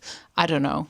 I don't know the words for these things. But anyway, I've done a lot of filming today, can you tell? And now I'm about to transition over to editing, but hopefully I will be able to bring you my final thoughts on One for My Enemy soon. And I'm hoping that the last 100 pages redeems that middle section a little bit, because I still like it overall. I just don't love it as much as I did in that first 100 pages. I am currently on sprints with my patrons, and I just finally finished One for My Enemy by Olivia Blake. And this took me a long time to read. I'm still very surprised at how long this book felt, because it is only 404 pages. It is a perfectly standard length novel, but actually I was also talking about this book and reading it while I was doing sprints with my patrons last night as well. And one of my patrons, I think it was Sam, hit the nail on the head with Olivia Blake perfectly. I think that they said that they picked up the Januaries because they felt like that was the right approach for them with Olivia Blake, because the characters are unlikable and the books feel endless. And they do feel endless. With the Atlas 6, I remember the end being a little bit chaotic, but I did read the indie version of that. And when I reread it, I'm going to read the Tradpub version, which I believe Olivia Blake edited to kind of make the transition and the bits that tie into the sequel a little bit more succinct. Masters of Death is just chaos. It's a silly, goofy, chaotic book. But this one also just felt like it went on and on forever. And like I've said to you, it didn't feel like it was dragging. It didn't feel like the pacing was too fast. It didn't feel boring. It just felt like it had so much packed in. And this is not a book with small font. Like the font is a normal size. So I don't know why it took me so long. It wasn't dense or anything either. And also like how it felt like a book twice its size.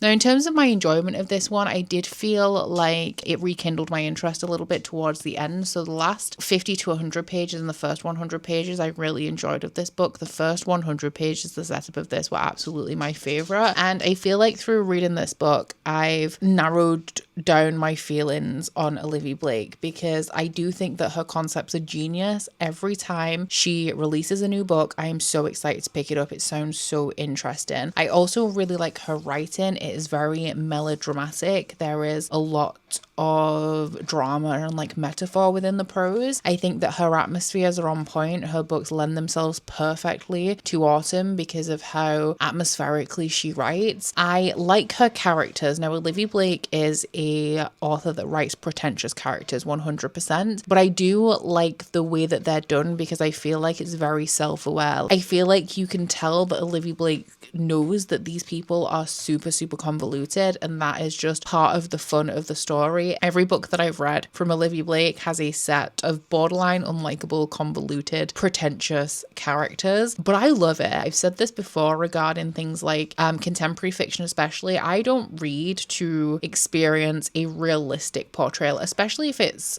following characters whose lives are similar to my own lived experience. Like, I am not reading for a realistic portrayal of life. If I wanted to experience that, I would live it. If it's like a regular slice of life book in a Western society, I'm not interested in it. I want characters and plots that are dramatic, over the top, unrealistic, because I want to be entertained, and I feel like Olivia Blake delivers that for me. But I think the downfall of Olivia Blake is that her plots devolve into chaos really, really quickly, and I am not chaotic at all. I like order, I like rhyme and reason, I like things to make sense. I don't want us resurrecting people from the dead just because, and I feel like that is where this book lost me, when it started to just follow the vibes, and I feel like Olivia Blake's books do ride the vibes, and when it comes to the plot, I do want something a little bit more substantial than that. I felt like there were many events that happened in this book that could have been extremely poignant, but the effect that they had on the reader, the consequences of the actions, the poignancy of the event itself was just erased by certain actions that came afterwards, which then led me to take this book a little bit less seriously, because I then realized that there was very little weight to a lot of the really dramatic actions that were happening throughout here. That being said, in terms of my rating, I gave this one a 3.5. It came in at a very low 4-star rating for me, but I feel like in my soul it's a 3.5. I actually feel very similarly about it as I do Bury Our Bones in the Midnight Soil. There are things, like I've said, that I loved about it, that I love about all of Olivia Blake's books, and there are things that just didn't work for me. Even though Olivia Blake seems to be such a middle of the road author for me, I'm still so intrigued by all of the other books that she's written. I am still going to continue to consume her work because of how much I enjoy the elements that I do enjoy. I just want to find an Olivia Blake book that has a little bit more of a tighter plot, and I'm hoping that at some point in the future I will stumble across one of those. Something that I did love about this book specifically was the romantic elements, specifically between the younger members of this family, who are Sasha and Lev. They are the two that meet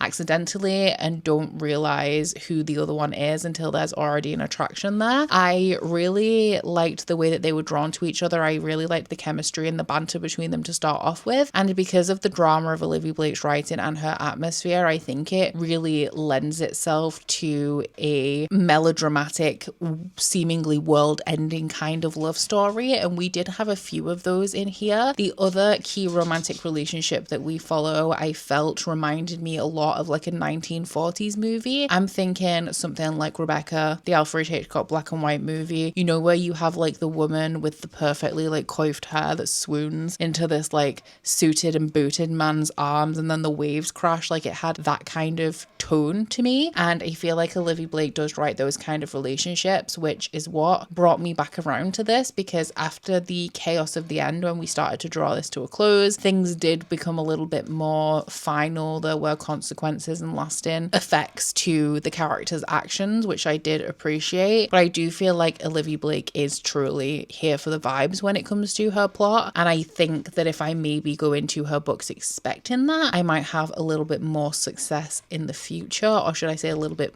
less disappointment. I think it's hard for me because when I start an Olivia Blake book, I love it so much, and then it disappoints me because the plot isn't quite what I expected. But that being said, I once again am kind of torn about what I want to do with this one. I do think I'm going to shelve it though. I feel like there are elements of this book, it does have that contemporary witchcraft element as well that I really enjoyed. That's one of my favorite things, and this I think is one of the reasons why Masters of Death was on my shelves for so long and only got removed last episode, because I really struggle with books like, again, Bury Our Bones in the Midnight Soil, where there are things that I love and things that I dislike, because there's no clear-cut decision here. As this is a 3.5, as it's a 4, as we also shall Bury Our Bones in the Midnight Soil, I think that I'm going to keep this, but because I think that it at least needs to live on my shelves for a little bit before I make a final decision about it. Maybe it'll live there forever. Maybe I'll come back to it and I'll decide that, you know what, actually I don't need to keep this one. But for now, I think I need to sit with it a bit, so we're going to shelve. So I'm obviously going to be shelving One for My Enemy where it came from, which is up here with my Olivia Blake books.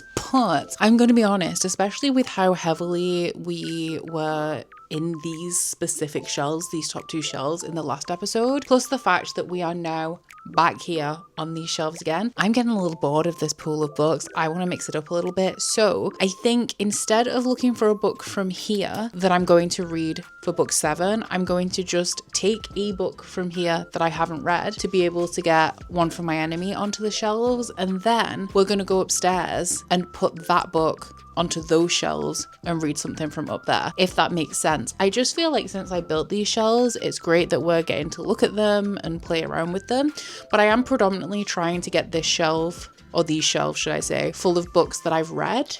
And so the pool of things to choose from is very small, and also tends to, like, I've kept authors together, series together and stuff. Meanwhile, there's a full bookshelf of books upstairs that are getting severely neglected. So first task, shelve One for My Enemy. Saying this though, I don't actually know what I'm going to take off, because I do want it to be something I haven't read, and I also want it to be by an author that's kind of on their own on these shelves. So that gives me nothing from the top shelf, because the only book here that isn't part of a series would be the Olivia Blake books or the Gilded Wolves on this second shelf. Once Upon a Broken Heart, but that goes with Caraval. I feel like I'm reading books quite quickly. Like, I have a lot of books that I've read. I feel like I've read a lot more of my books than I thought that I ever had as well, and it's having them all together, especially hardbacks, is really accentuating that for me. We also have the bags at the bottom. Actually, we could look at those because they also get neglected, but I am actually very sorry to say that the first book that I can find that I have not read that is by an author who is alone on these shelves is June by Frank Herbert. So that's 3 shelves down, and it's a thick one as well. If I have to take a thick book from somewhere else to read, I'm gonna be sad.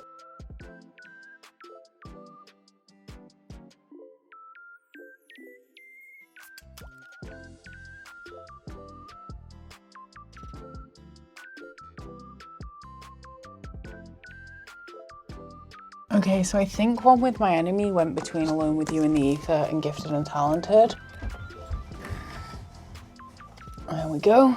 And now that I've just looked down and seen the bags, I feel like I want to look in there. So at this point, with 3 books left for this video, I still have not finished my call, and I still just have that 1 prompt left. I've done a quick Google of some of the books that I had downstairs, some of the books that I have in bags, and I'm still having the problem where the majority of authors just don't disclose their age, and anyone who does is older than me, which is just rude. So I'm gonna go back to the prompts, and I think I'm going to try and get something out of the bags. So I don't want to do the country generator. I have title starts with a letter D, N or A, genre spin, translated book, a book with romance, illustrated cover, borrow from another TBR. How many have we got left? We've got 3 books left for this. I really want to read this. I've been wanting to read this for a really, really long time, and I'm going to South Korea soon, like at the beginning of next year. If you want to come with me, it is a Trover trip. I think there's 8 spots left, and the link is always in the description box. I'm very, very excited about it because I can't remember the specifics of the plot of this right now, but I remember thinking that it sounded like a K-drama, and I think it's also a contemporary fantasy. So that sounds exciting. That would fit for illustrated cover or a book with romance. I don't think I'm gonna like Trisha Levenseller. I also think this is a companion series to The Shadows Between Us, which I don't own and have no desire to read. That one would work once again for illustrated cover or probably a book with romance. For this bag, I don't think I'm gonna like this. I don't know what prompt it would fit for though,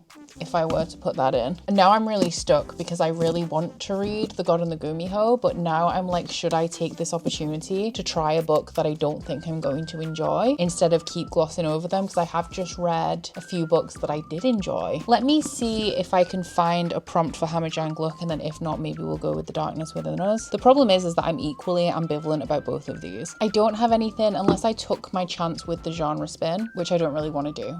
when I have ones that I can be sure about right now. I don't have anything for this one, which I actually think I was leaning to wanting to read that one because it's a little bit of a different genre where this is just like another romantasy, but one that I'm not obviously particularly enthusiastic about. It's a YA fairy loot from June 2024. The theme was decadent desires. So let me just check, because if I put the God and the Gummy Hoe back, there is actually no rhyme or reason to these bags. They just literally have books in, and June does indeed just about fit in there. It would probably have been more beneficial in terms of the space in this bag to read the God and the Gummy Hoe, but I'm gonna go for The Darkness Within Us. I don't think it's imperative that I read The Shadows Between Us first, and honestly, if I like this one, then I'll maybe go back and read The Shadows Between Us, but otherwise I actually have no desire to read The Shadow Between Us. And I'm going to use this for, it'll fit for either a book with romance or a book with an illustrated cover. I think I'm going to go for a book with romance because that will unlock another prompt for me, whereas illustrated cover is the end of the road for spells and incantations. So this is the Q prompt for Elemental Studies, Rekindle Cinders, a book with a romance. And what is this one about? I feel like this is set in a, I don't know whether it's high fantasy or whether it's historical, but the time period that it is either set in or inspired by, I feel like is one of the ones that I don't particularly enjoy. So this is about a girl who has married a duke to become a wealthy duchess. I'm assuming her husband is much older than her because he dies. And yeah, her elderly husband dies. She will have all the freedom and money she's ever wanted. But her husband's grandson turns up to steal her inheritance, and her little sister is about to become a queen. I wonder if her sister is the character from the other series, The Shadow Between Us, although I actually don't know what that was about, but I assumed it was an assassin fantasy. And this seems very much in the realm of historical fantasy, although in the art in the back, it looks like this guy might be a vampire. But anyway, it's not a very long one, just over 300 pages. I just don't think Trisha Levenseller is for me because I've purely actually never really been drawn to any of her books, even the ones that were kind of hyped back in the day. But we'll see where this takes me. I have been wrong in the past. I have just passed the 100-page mark in The Darkness Within Us by Trisha Levenseller. First of all, I am sad because I looked it up and Trisha Levenseller is only a couple of years older than me. If she was just slightly younger, I'm not wishing myself any older. If she was slightly younger, then I could have used this for the prompt that I actually need for my calling for magical readathon. But secondly, I actually couldn't have done because I do think that this is going to be a DNF for me. But I will say I am pleasantly surprised by this book. I am not disliking it. I just don't think it's a book for me. And if I were to continue this, I can tell you right now, I would give it a maximum probably of 3 stars and I would scrap it anyway. And sometimes a fun palette cleansing book like that is what you need, but I'm actually in the mood for something that I want to get engrossed in right now. And this is not really hitting the spot. Like, it's mildly entertaining, which is nice, but it's not hitting those buttons for me. Like I said when we were talking about thrillers earlier, if I want a palette cleanser, a fun read, a quick read, fantasy is not the genre that I go for. When I read fantasy, I'm typically looking for more serious books with really like high stakes plots. This is kind of like a contemporary Regency romance, but with a fantasy twist, which I know will hit the spot for so many people out there. In this, we are following a woman called Chrysantha. Yeah.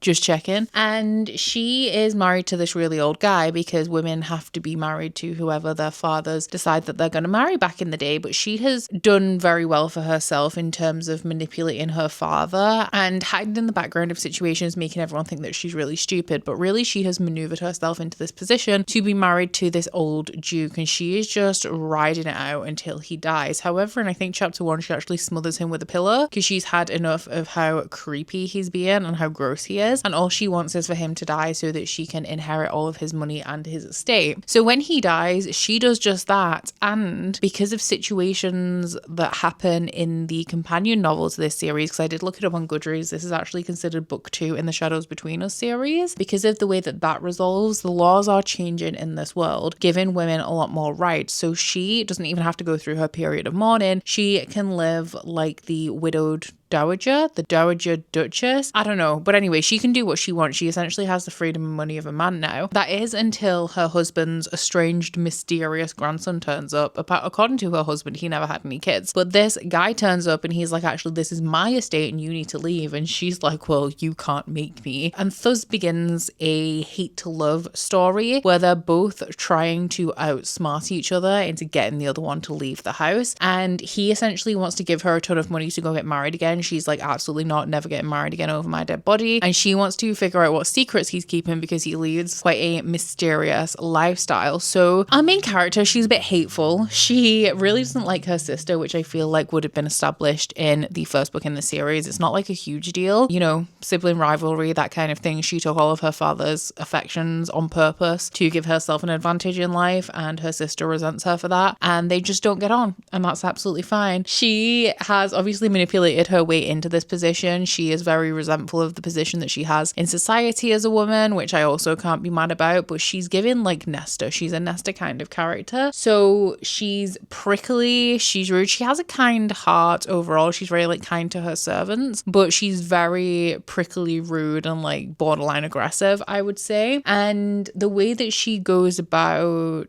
getting her way, I do find entertaining. I did get the ebook of this on Libby, and I also got the audiobook so that I could immersion read this, but actually I do struggle with immersion reading when the book isn't dense enough. It doesn't have to be super dense, but when it's quite an easy read, I do struggle with immersion reading because I find I get bored if I'm doing both the eyeball reading and the earball reading at the same time. So I decided to just go with the audiobook, and I do think that the audiobook is very well produced. Honestly, I wasn't having a terrible time with this. It just comes down to that question again. It's like, should you, if you know a book's going to be 3 stars, should you continue? Because a 3-star for me is generally a book that may have been fun in the moment, but I'm not going to remember.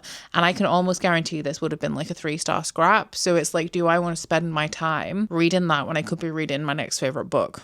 Hypothetically. And I think the longer we've been doing this series, I think the answer to that question comes down to mood. Am I in the mood to have a jolly, fun time that I don't have to think too hard about? Or do I want something that is engrossing me a little bit more and tickling my brain a little bit more? And right now, I feel like I'm in the mood for just a little bit more. And this book is not it for me. I do know there is definitely an audience out here for this book though. And I do feel like this is delivering pretty much what I expected from Trisha Levenseller, which is why I have never particularly been drawn to her books. I feel like she writes a very enjoyable young adult stories. I don't know if she does the big overarching plot because I'm pretty sure that all of her books that I know of are either standalones or like duologies, and they're quite short. Yeah, there's the Pirate King, Siren Queen series thing, Warrior of the Wild, The Shadows Between Us, Blade of Secrets, and Master of Iron. So she goes for the like lower stakes stories, and we've discussed this before in the episode where I read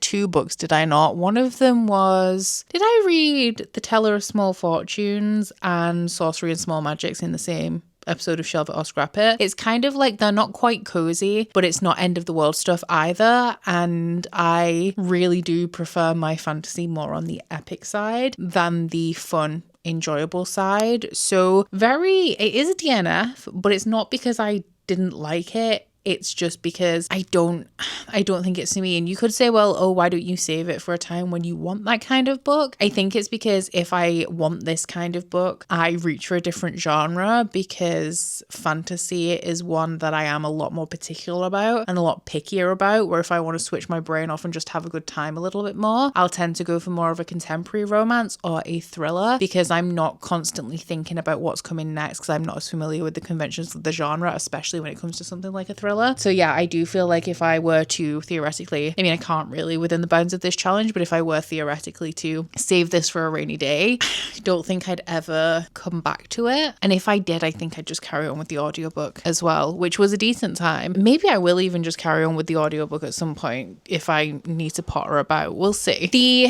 next book, book number 8 for this video, is going to be the one, now that we're going back to the stacks, I haven't bothered moving everything out because I know exactly what I'm going to read. We are going to finish my compulsory magical readathon TBR, and I'm going to be picking up The Temptation of Magic by Megan Scott. So this is for the prompt to read a book by an author who is younger than me. I did look this up when I put it on my TBR. I think that she's in her like early to mid 20s. And from what I remember, this is a dark academia paranormal kind of story with a girl who has the ability to kill deadly supernaturals, but she knows that the organization that governs the supernaturals would force her into service if they were to discover that. So she is trying to avoid that, but I think a guy turns up and throws everything into disarray. This one is once again a young adult fairy loot from May 2024. Speaking of actually just throwing it back to The Darkness Within Us being in the YA box, I would challenge this being young adult slightly, because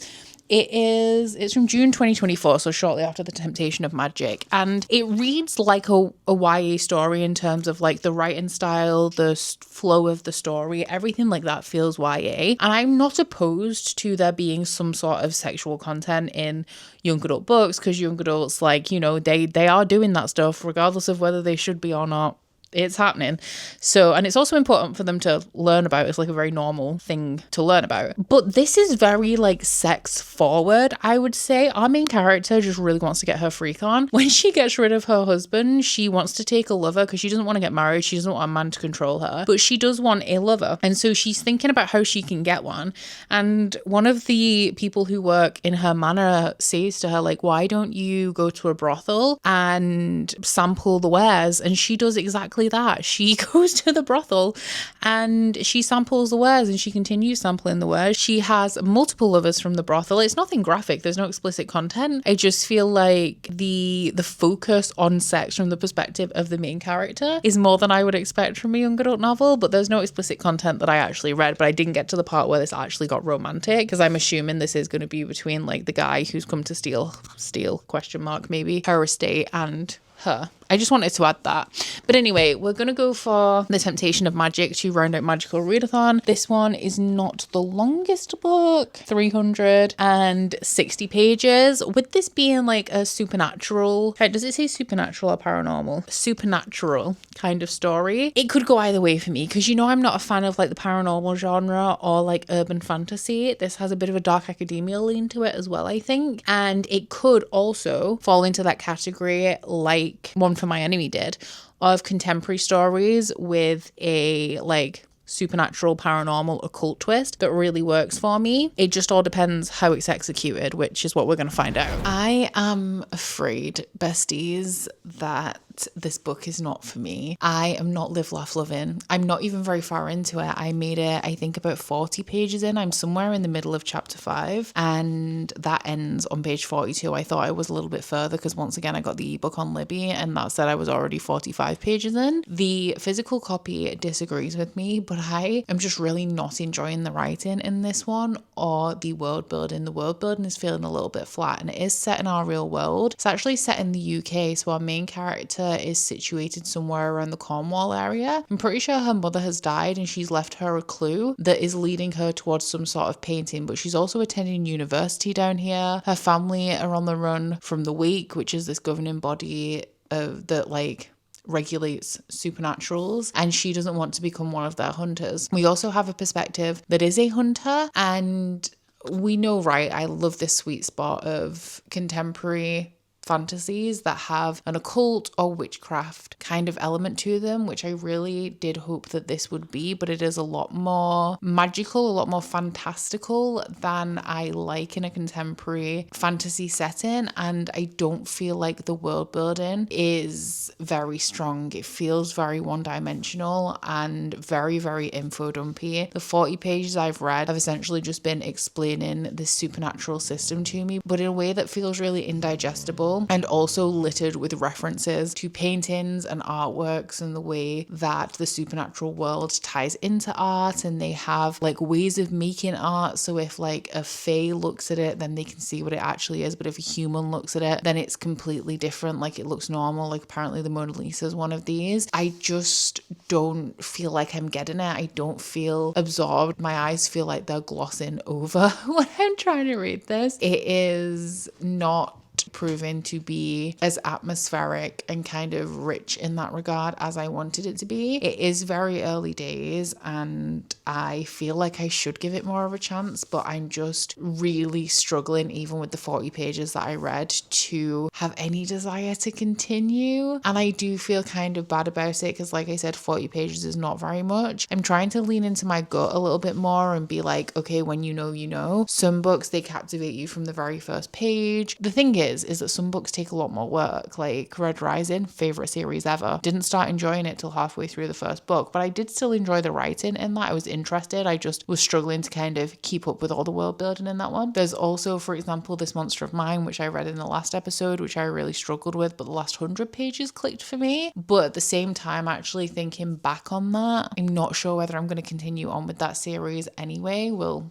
see when it comes to the crunch. But yeah, I just don't think that this one is working for me. There's also something about the magic system that I don't like in terms of the Imperials, which is what our main character is. These are like the supernatural hunters. They shift, they transform into something themselves when they're hunting. So they become these beasts. I'm not sure whether they shift into the creature that they're hunting or if it's like they shift into a specific type of creature. But our main character hasn't had her first transformation yet, and I think she's trying to avoid it. Something's happened to her mother, and she's gone to this place in Cornwall with her father and her siblings to find the answer to this clue that her mother left her. And like I said, they're on the run from this governing body as well that they're trying to avoid. And I just don't, it's not hitting for me. It's really just not giving me anything. And I know, like I said, it's early days, but writing style and atmosphere is really important for me. And if you're not, I don't want to say if you don't have me gripped in 50 pages, because some books, like I said, take a little bit more work. But if I'm struggling at 50 pages, I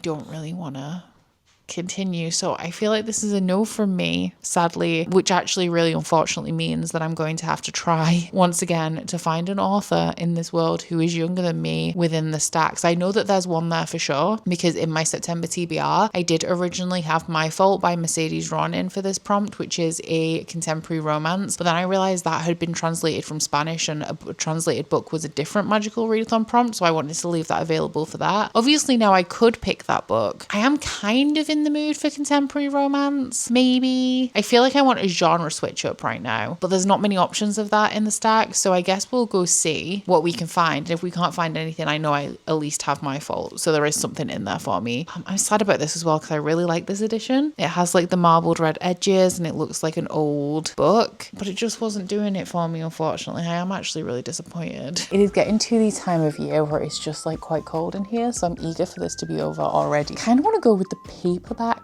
stack because I feel like we're always deep in the hardback trenches. Let's see what this has in store. I know for a fact that I don't know how old Caitlin Wilson is, so I want to read this book so bad and I can't fit it in. Jane Harper, I'm gonna go out on a limb and say she's older than me. She looks pretty young here, but this is not a new book and I bought it secondhand. Holly Renee, I don't really want romantasy. I actually really don't want romantasy right now, actually. What about Dylan Dyer? She looks younger than me. Oh, her name's pronounced Dylan Dyer. Dylan Dyer, maybe? Okay, I don't know for sure. I do think she's a very similar age to me, if not slightly younger. Oh, actually, what about Laura Nowlin? This is a contemporary romance, a young adult one, but I think it's also a really angsty one, which keeps drawing me to it. I once again had this kind of reserved for another prompt that it might fit if I got to it, which was a book with food on the cover. Okay, Laura Nowlin's birthday is in like 6 days, but I do not know how old she is.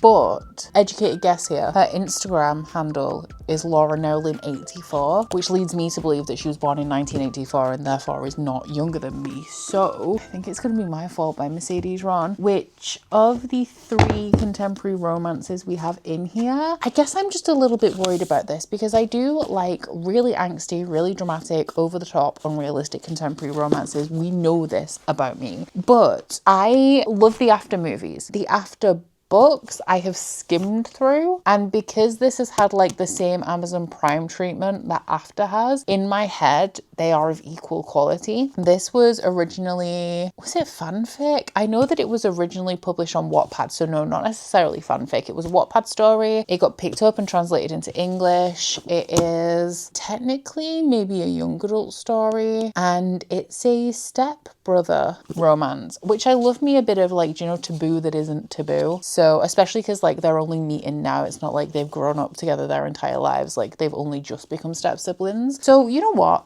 I can be here for it. It is a little bit on the longer side. It's almost 500 pages, which is quite a lot for a contemporary romance. We got to get this prompt done somehow. So My Fault by Mercedes Ron. Wish me luck. This could be a wild ride in the best way, or it could be terrible. I am 140 pages into this one and I am eating it up. This is exactly what I thought it would be, in that it is equally as ridiculous as it is full of red flags. I'm going into it expecting that, going into it kind of wanting that kind of vibe. I'm having a great time, but this is following this 17-year-old girl. Now, I do know that this is translated from Spanish. I think it has had like a ton of different like rewrites and edits as well, because it came from Wattpad. I then think it was published in Spanish and then has also been translated and re-released last year, I think, for this one, 2023. And then there's also the movies as well. So there's lots of different variations of this story that I imagine have slight differences. But this one is following this 17-year-old girl who is moving from Canada with her mother because her mother went on a cruise and married this millionaire. So they're moving down to California and she has to leave her friends, her school behind for her senior year and start afresh.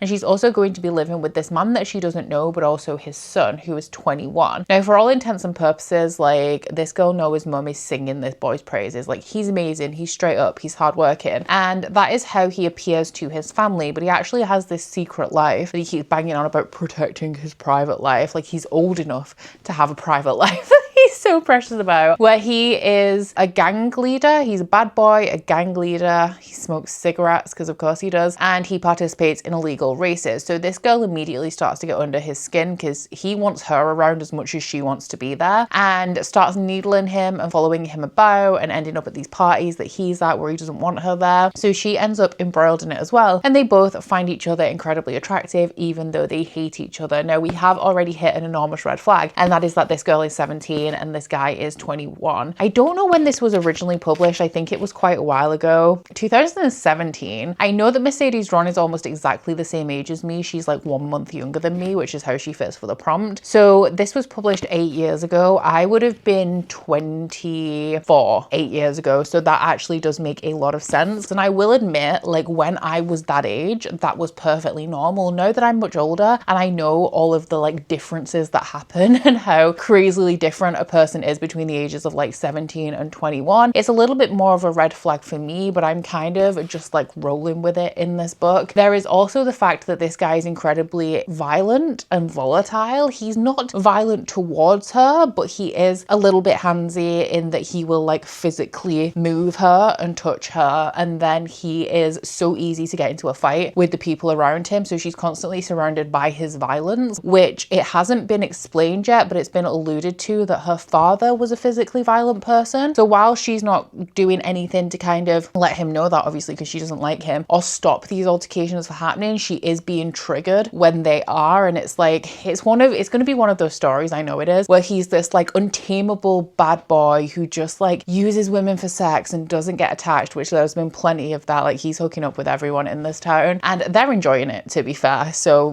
good on them. But she's going to be the one that makes him monogamous, that like calms his temper. He's horrible and vicious to everyone but her, and that's how it's going to resolve. So I'm going into this with my eyes wide open. Plenty of problematic elements in this, but I do really like these kinds of books for the entertainment value. Books like this remind me a lot of a series that I loved when I was a teenager, which I didn't realize until maybe like 4 or 5 years ago when I thought about this series, like how truly problematic it was. It was called the Diary of a Crush series, and I'm pretty sure it's by Sarah Manning. And from what I remember, it's about this girl called Edie who is in, I think she's 16, she's in her first year of sixth form. He's in the second year and she is really attracted to him. He's attracted to her, but he has a girlfriend and he's consistently cheating on the girlfriend, like with the main character, and being like, oh, I can't break up with her, I don't want to be with you because you're so young.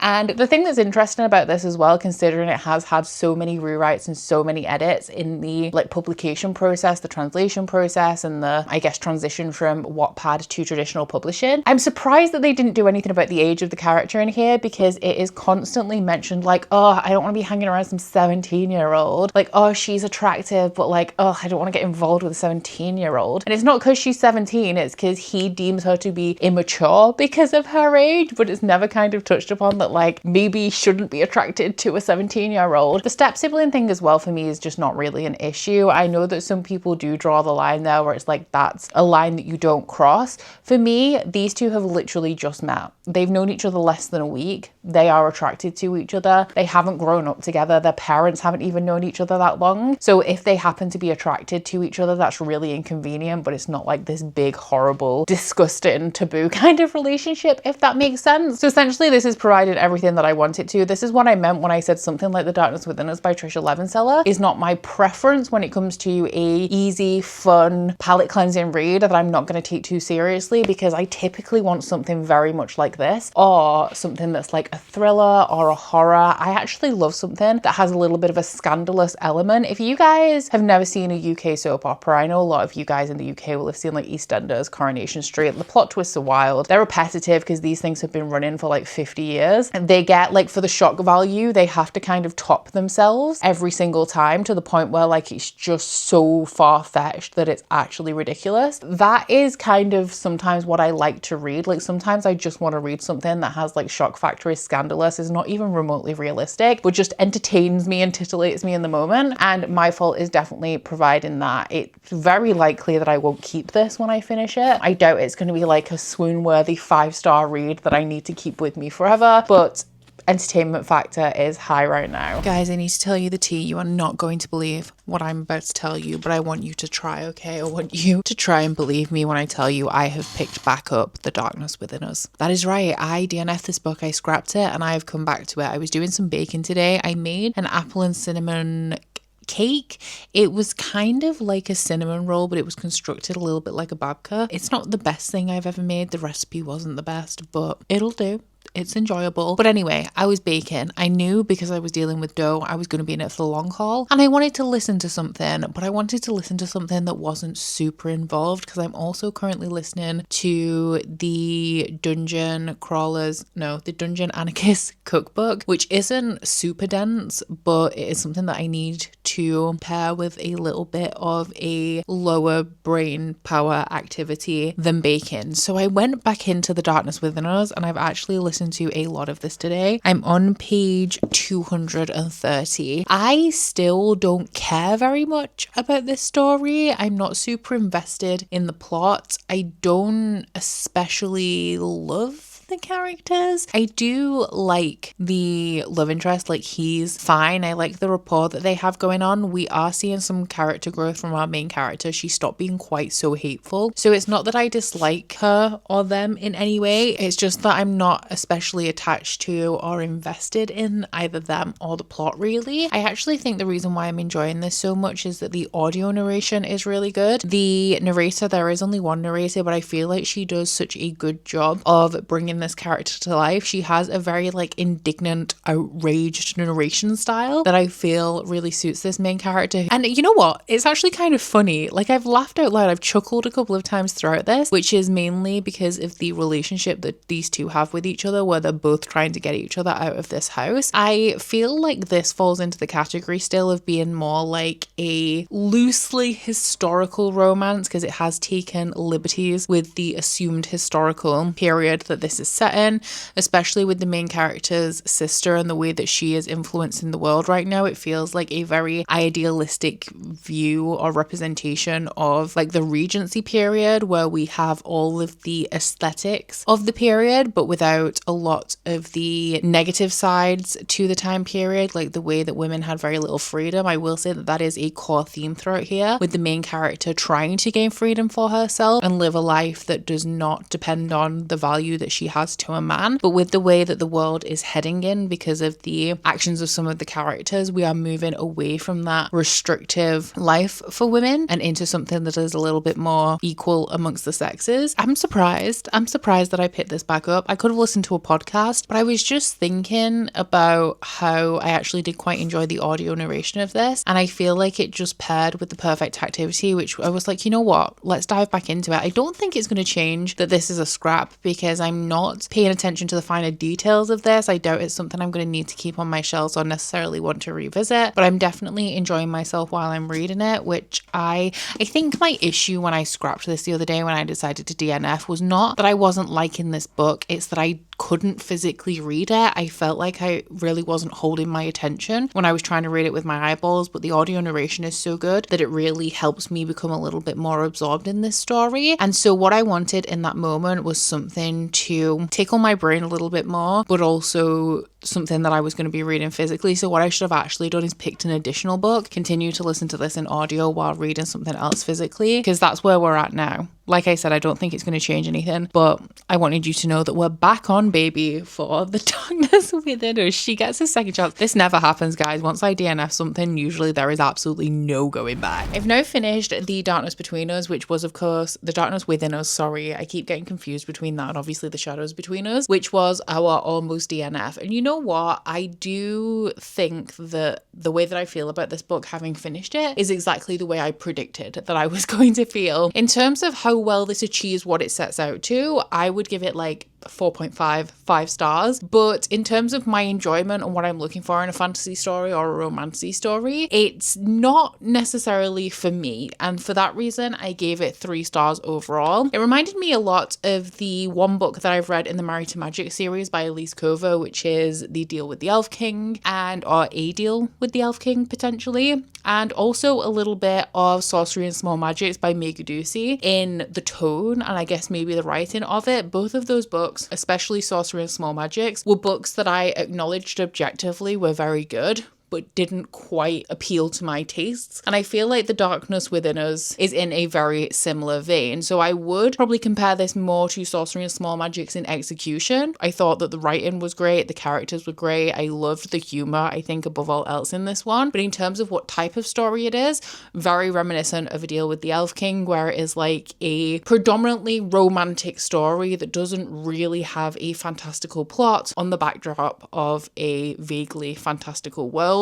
The male main character in here is something not human, shall we say, and that is pretty much the only relevant fantastical element of this, aside from the fact that the Shadow King lives in this world, who is the male main character from The Shadows Between Us, and he is, as you can probably imagine, he's a bit of a shadow daddy. Am I glad that I read it? I would have been okay if I'd never continued on with this. I do think though that if this is your bag, if you like books that are similar to A Deal with the Elf King, or I guess like, do you know, is it Monsters and something? There was a series of books that was written in a similar vein to the Elise Cover books by a group of different authors. There's actually going to be one in my next Patreon read along, which we have picked the series now, and it is The Legends of Thesmar. But Slaying the Shadow Prince, I think, is one of the books of this kind of vein, the Deal with an Elf King kind of vein, that was in a collection of books of a similar type written by a bunch of different fantasy romance authors. I'm pretty sure like Carissa Broadbent did one. So if you like those kind of books, I feel like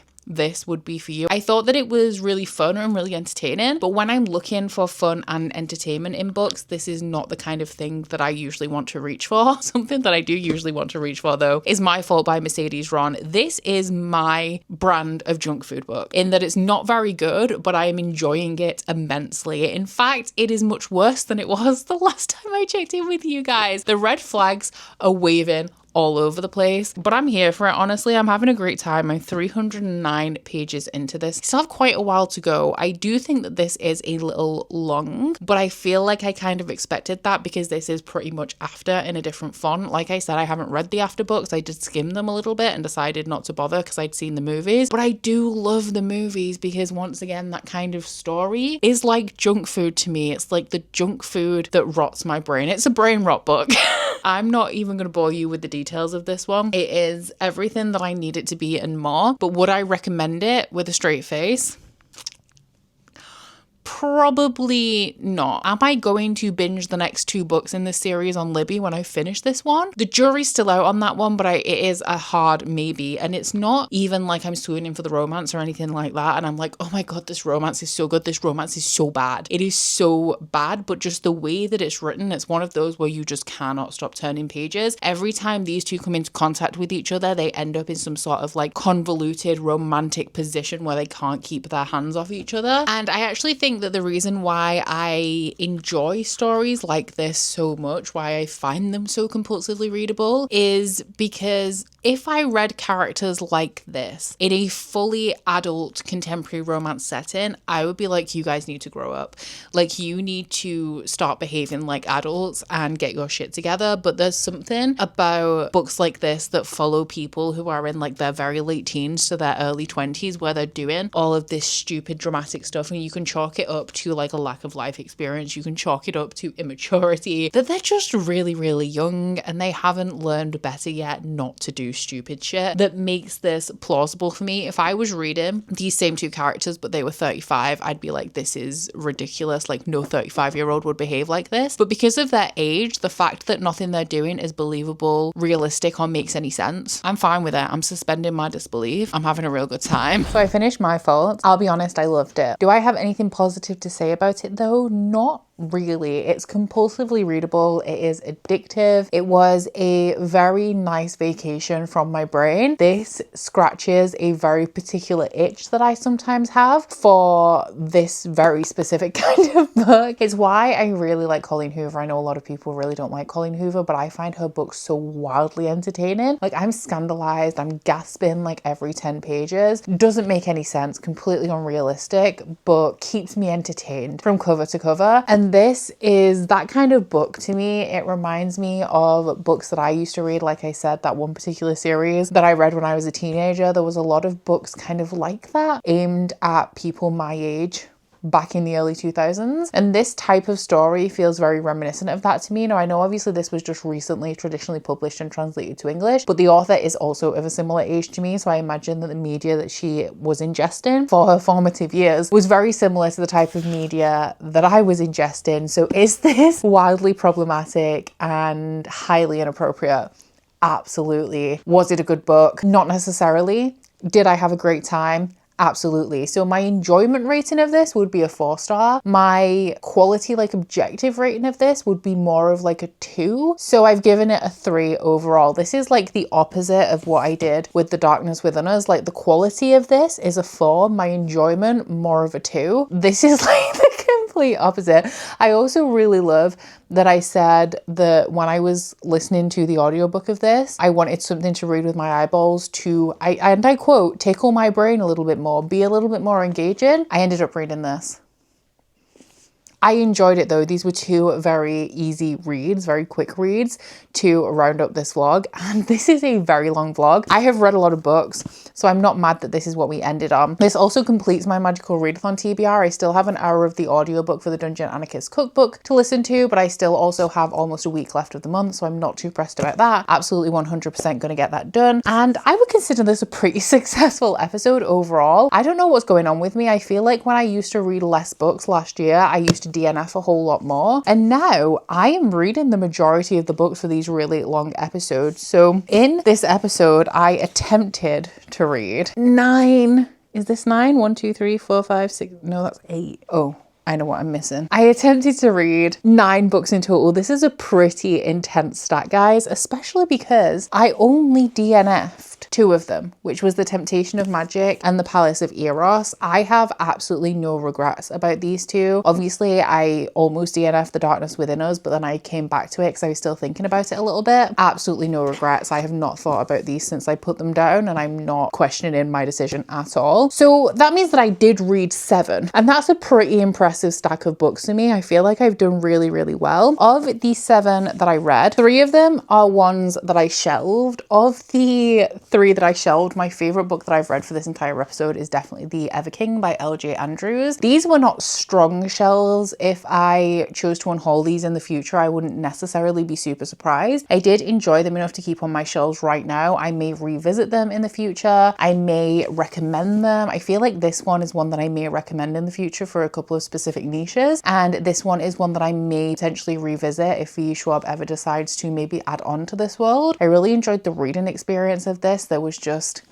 that one perspective in the end really didn't work in this book's favor for me. And then the other 4 books that I read, I am deciding to scrap. Yes, I am still scrapping My Fault by Mercedes Ron, even though I had a really good time, because I think that this is going to disappear from my brain pretty quickly. And I don't actually foresee it being a series that I ever necessarily revisited, even though I may very well pick up more books from Mercedes Ron in the future. I know that she has more. Don't be surprised if in the next reading vlog you see I've picked up the sequel to this, because this is one of those series where at the minute I'm kind of lost in the moment in this. I'm updating you pretty much directly off the back of finishing this book, and right now I just want more. I could keep going and keep going, but I know if I let this feeling die, I'll never carry on with the series. And you know what? That might not be a bad thing. Calling it quits here may actually be very good for my health, but would it be good for the part of me that really just wants to continue watching this train wreck? Debatable. They are all available on Libby as well, and there's no queue, so I very well may do that. And then we do have just one extra book that I shelved in this episode. This was when I rearranged my TBR cart a little bit, and I also managed to fit 7 Faceless Saints on there as well from the stacks. So this is the stack for this episode. Well done to me, I think. I'm pretty proud. So we did start this episode, I can't remember whether I said at the beginning, we did start this episode with 38 books in the stacks, and we are going to be ending with 30 because a couple of these did come off shelves instead of coming from directly from the stacks. Going into the next episode, which I think is episode 19, I am going to add a significant amount of books in there because I'm going to be adding my August TBR, which, as I mentioned at the beginning of this, it was a summer of hauls for me. So I have quite a few books that I'm going to be adding from my August haul, but I have tailored it a little bit. So a lot of the books that I actually hauled in August, I've shelved, and I've got a bunch of spooky books off my shelves instead, because that's what I'm in the mood for right now. I also wanted to replenish the thrillers that we had in the stacks, because those are like almost instant scraps for me, but I do very much enjoy reading them. So I think it's good to have them in there. So I'm actually picking them up a little bit more frequently. And the theme for episode 19 is going to be Spookopoly, which is the Halloween version of my TBR game that I used to play, which is based on Monopoly. It's a Bookopoly board. So do stay tuned for that if you are at all interested. And because I hold so many books across July and August, I am currently thinking about making 3 episodes to cover those 2 months instead of 2, because I mean, this one's 3 hours. Do you want an episode even longer? I mean, I know you're going to say yes. Or do you want 3 episodes? Let me know down in the comments, and we'll see what happens. Aside from that, guys, this is the end of episode 18. I honestly can't believe we made it. It was touch and go there for a second, especially like my editing stamina is through the floor right now. But I do hope you've enjoyed this one if you've made it this far. If you have, please don't forget to like if you liked it and subscribe if you wanna. And I'll see you guys next week. Bye. Oh, you bite your friend like chocolate. You say you'll go where nobody knows, with guns hidden under our petticoats. We're never gonna quit it, no, we're never gonna quit it, no.